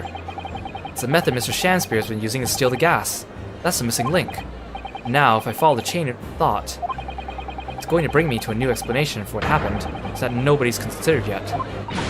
But this is all nonsense. If the man had been making fake coins, my worker here would have found them when he emptied the meter. Quite true, Lady Altamont. In the absence of some black magic that could make them disappear. I see. And that's what we're dealing with, is it? There is one form of black magic. It could cause the fake coins to disappear into thin air, yes. Exactly. And the meter here gives it away. What on earth? There are remnants of the magical method used visible on the gas meter taken from the victim's room. If that is your assertion, Counsel, the defense will identify these remnants for the court at once. Where on the meter can the remnants of the method used to make the fake coins disappear be seen? Got it! We found this bar of soap at the scene of the crime, just outside the victim's window. Outside. Yes, outside, where you yourself, Mr. Meterman, were loitering in the freezing winter air. That's where we found this soap. Ah! I get it! That's right. The answer, of course, is ice. Did you just say ice? Mr. Shanspeare has been leaving soaps like this outside his window every evening, filled with water. After a night outside in the bitter cold, the water is completely frozen solid the next morning. Then he takes his fake coins of ice and feeds them into the gas meter, giving him light and warmth in spades. As his room becomes very comfortably warm, the ice now inside the meter's coin box melts, turning back into water, and draining harmlessly away through the small hole made in the underside of the meter. That is how, without leaving any evidence of his wrongdoing, this man has been stealing Altamont gas.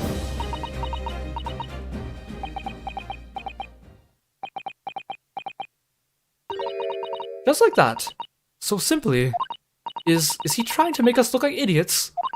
He's been fooling us all this while with bars of soap and some water. That's right, madam. I don't believe it.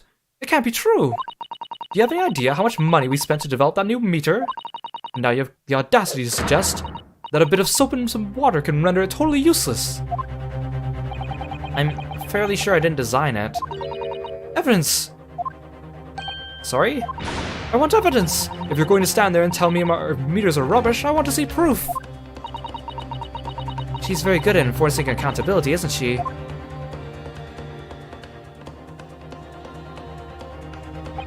Very well, Lady Altamont. If you'd like evidence, I'll provide it. What? Mr. Naruhodo, are you saying you do actually have evidence to support his theory? I did notice a trace of something that bothered me a little at the time. And I have a feeling that this theory we've come up with can now explain it.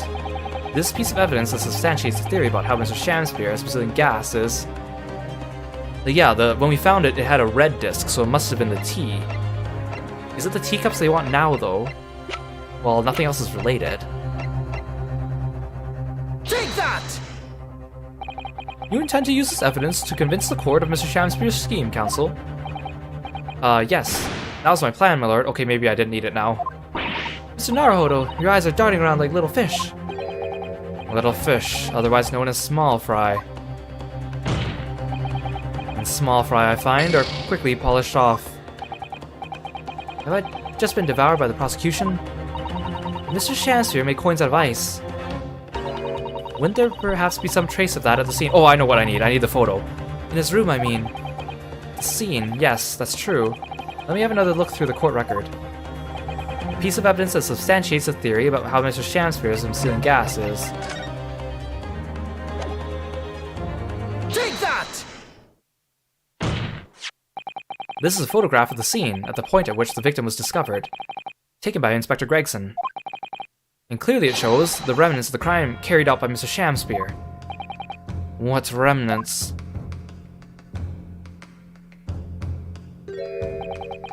Well, thing is, like, I already know this game. I've played it before in Japanese, but I don't remember all the fine, tiny individual points they make, so sometimes my mind jumps ahead to like, oh yeah, they're gonna do this, but now's not the time to do that. Here you can see the gas meter on the wall in Mr. Shamspear's room. Now look closely at the floorboards directly underneath the meter. Well, what is that? Or what is that? Some kind of grubby stain. Almost certainly, it's a water stain resulting from the liquid that drained out of the hole made in the meter. Ugh! If one coin gives around 2 hours of gas usage, and the occupant was heating his room in all his waking hours, we can imagine he would have used around 10 of his fake coins each day. The melting ice inside the meter's coin box would have been dripping out almost constantly, leaving a stain on the floor. This is awful! And there's further evidence too. Mr. Shamspear slept over his table, apparently having consumed strychnine. Right there next to him is a bar of soap, broken in half. You're right. It would appear to me, then, the counsel, that the man was eating the soap, was he? Pardon me for disagreeing with your lordship, but... certainly not. He didn't beat about the bush there, did he? In truth, Mr. Shamspear was found with a fork in his hand. A meal of soap is sounding increasingly likely. Do you mean to say he was using that fork to... Did I click or did that just automatically go ahead? In truth, Mr. Shamspear was found with a fork in his hand. A meal of soap is sounding increasingly likely, Lord Van Zieks. Do you mean to say he was using that fork to... Yes. To extract a frozen coin from the bar of soap. Ugh. But the bar broke in half. So perhaps it didn't go very well. Good gracious!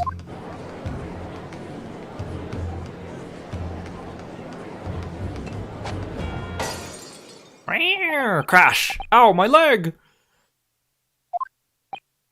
Lord Van Zieks? I was throwing my hand up in despair, and happened to catch my hollowed bottle on the way. Pray forgive my maladroit mistake. What is the meaning of this counsel?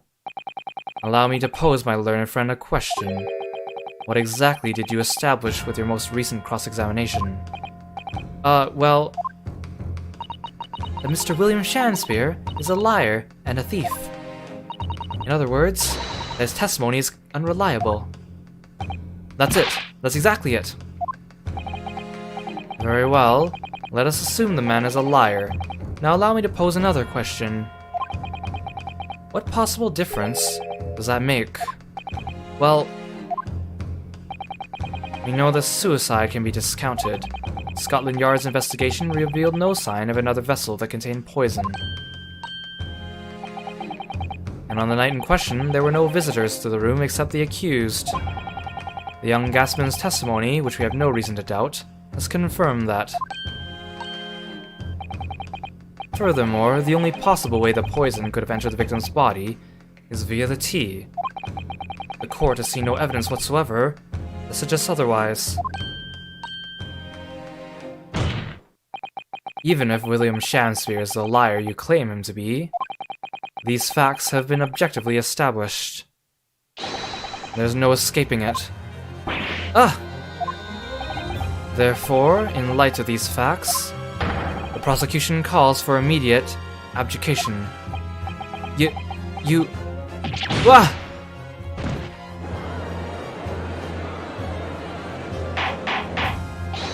Order! Order! Well, counsel, how does the defense respond? Mr. Naruhodo? What was the point of that last cross-examination? Did it actually get us anywhere? Or did it make no difference at all, like Lord Van Zeeks is saying? No, this isn't over. The defense will not rest. What? But counsel, you've successfully explained everything. You've identified and substantiated the unscrupulous method employed by Mr. Shamsphere to consume gas. What more is there to discuss? Lord Van Zeeks just highlighted 3 facts in order to make his point. Contrary to what he would have the court believe, not all of them have been objectively established at all. What are you trying to say, my Nipponese friend? At least one of those so-called facts is an assumption, made due to lack of evidence. The situation has changed now, following the cross-examination of the latest witnesses to take the stand. Don't be absurd. What is this nonsense? Yes, when you bring everything we've learned so far together and consider it a whole, it's clear. There's a question that we now need to reconsider, namely...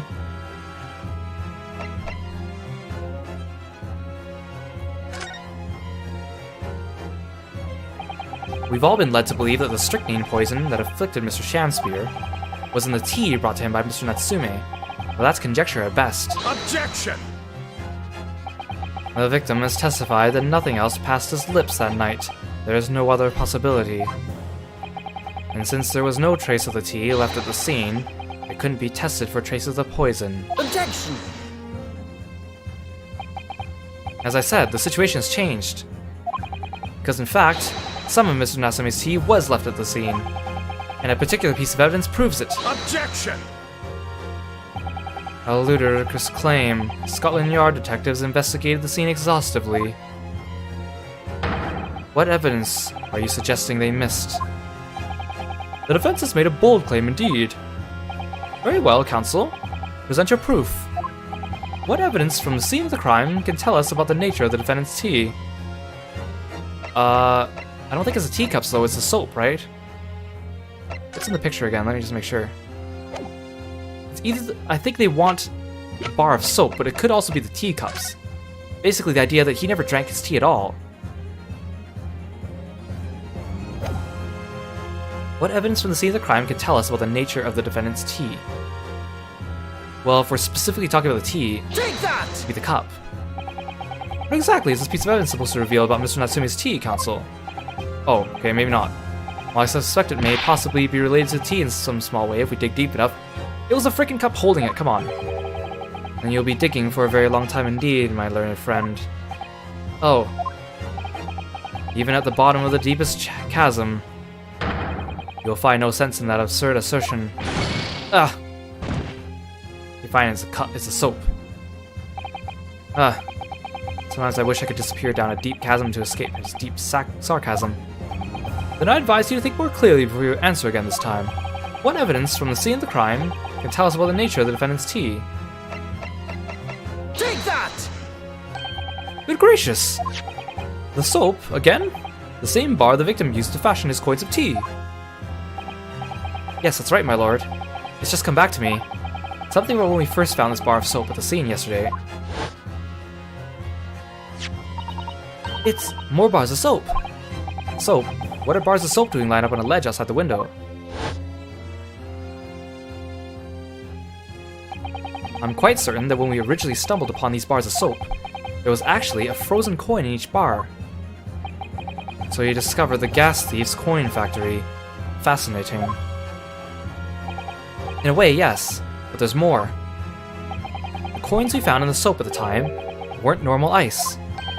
There was something strange about them, you mean? Exactly, something very obviously strange. They were red.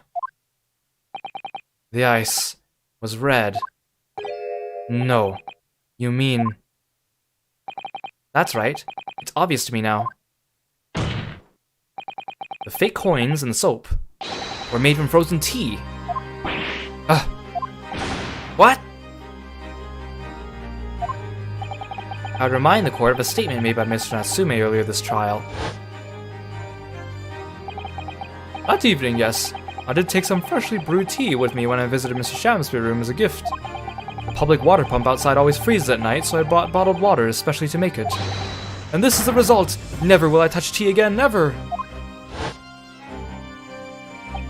Ah yes, I believe there had been a snowfall that day. It was particularly cold.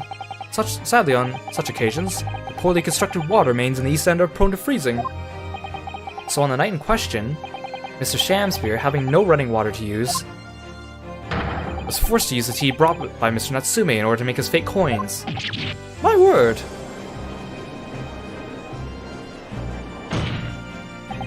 There were 2 bars of soap on the window ledge when my judicial assistant and I investigated the scene. That's right, we only borrowed one of them. Yeah, we totally removed evidence from the scene of the crime and lost the coin inside because it melted and we didn't know about it. We were lucky there too. Which means that even as we speak, some of the defendant's tea is still present at the scene of the crime. Frozen solid in a bar of soap outside Mr. Shamsby's window. Extraordinary! Earlier today, Inspector Gregson informed the court that if even one drop of the tea remains, Scotland Yard would be able to analyze it for poison. As such, we are now in a position to prove or disprove what has until now been mere conjecture. By finding out for sure whether or not Mr. Natsume's tea actually contains strychnine at all. Ah! You smug Nipponese. My lord, we cannot do the defendant the injustice of passing judgment now. The police should be dispatched to recover the remaining bar of soap from the scene at once, and the defense requests a thorough analysis of the frozen tea embedded in it, to determine whether or not it contains any poison.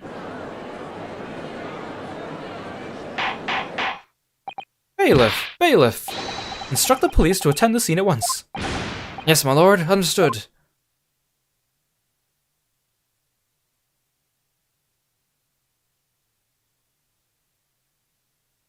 It would appear we have no choice but to suspend these proceedings for the time being. I trust you have no objection, Lord Van Zeeks.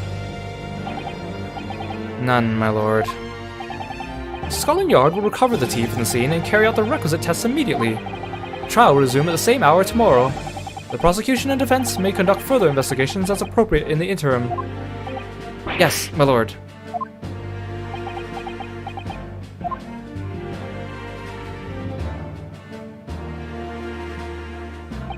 Well, we managed to scrape through there somehow. Thank you, counsel. Court is adjourned until tomorrow.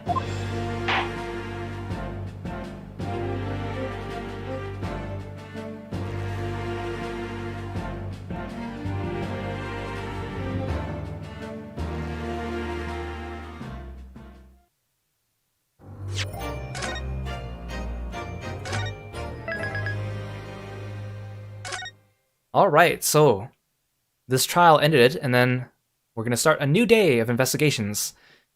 Pretty interesting trial going on. Some interesting characters introduced in this one too. So what I decided is, for the rest of the cases in this game, I'm going to break each case up into 2, because they do get quite lengthy. And so if we're about halfway through this one, and I feel like the second half is probably a little bit longer, I'm going to save the second half of this case for tomorrow. And then we'll conclude this story tomorrow, and then we'll start case 3 the day after. Case 3 in this game is actually the longest case in the whole game. So it's actually really, really, really long. So it's probably a good move that we're doing this. So tomorrow, we resume this trial tomorrow. I know, it's a cliffhanger, isn't it? We want to find out. I also updated my stream schedule on Twitter to account for this. Originally, I wanted to do this one in one go, this trial. But because of breaking it up, I had to change my schedule a little bit. Plus, I'm taking a break on Saturday. So tomorrow we'll cover the second half of episode 2, and then we'll do case 3 on Thursday and Friday, and then we'll take a break on Saturday before we get to episode 4.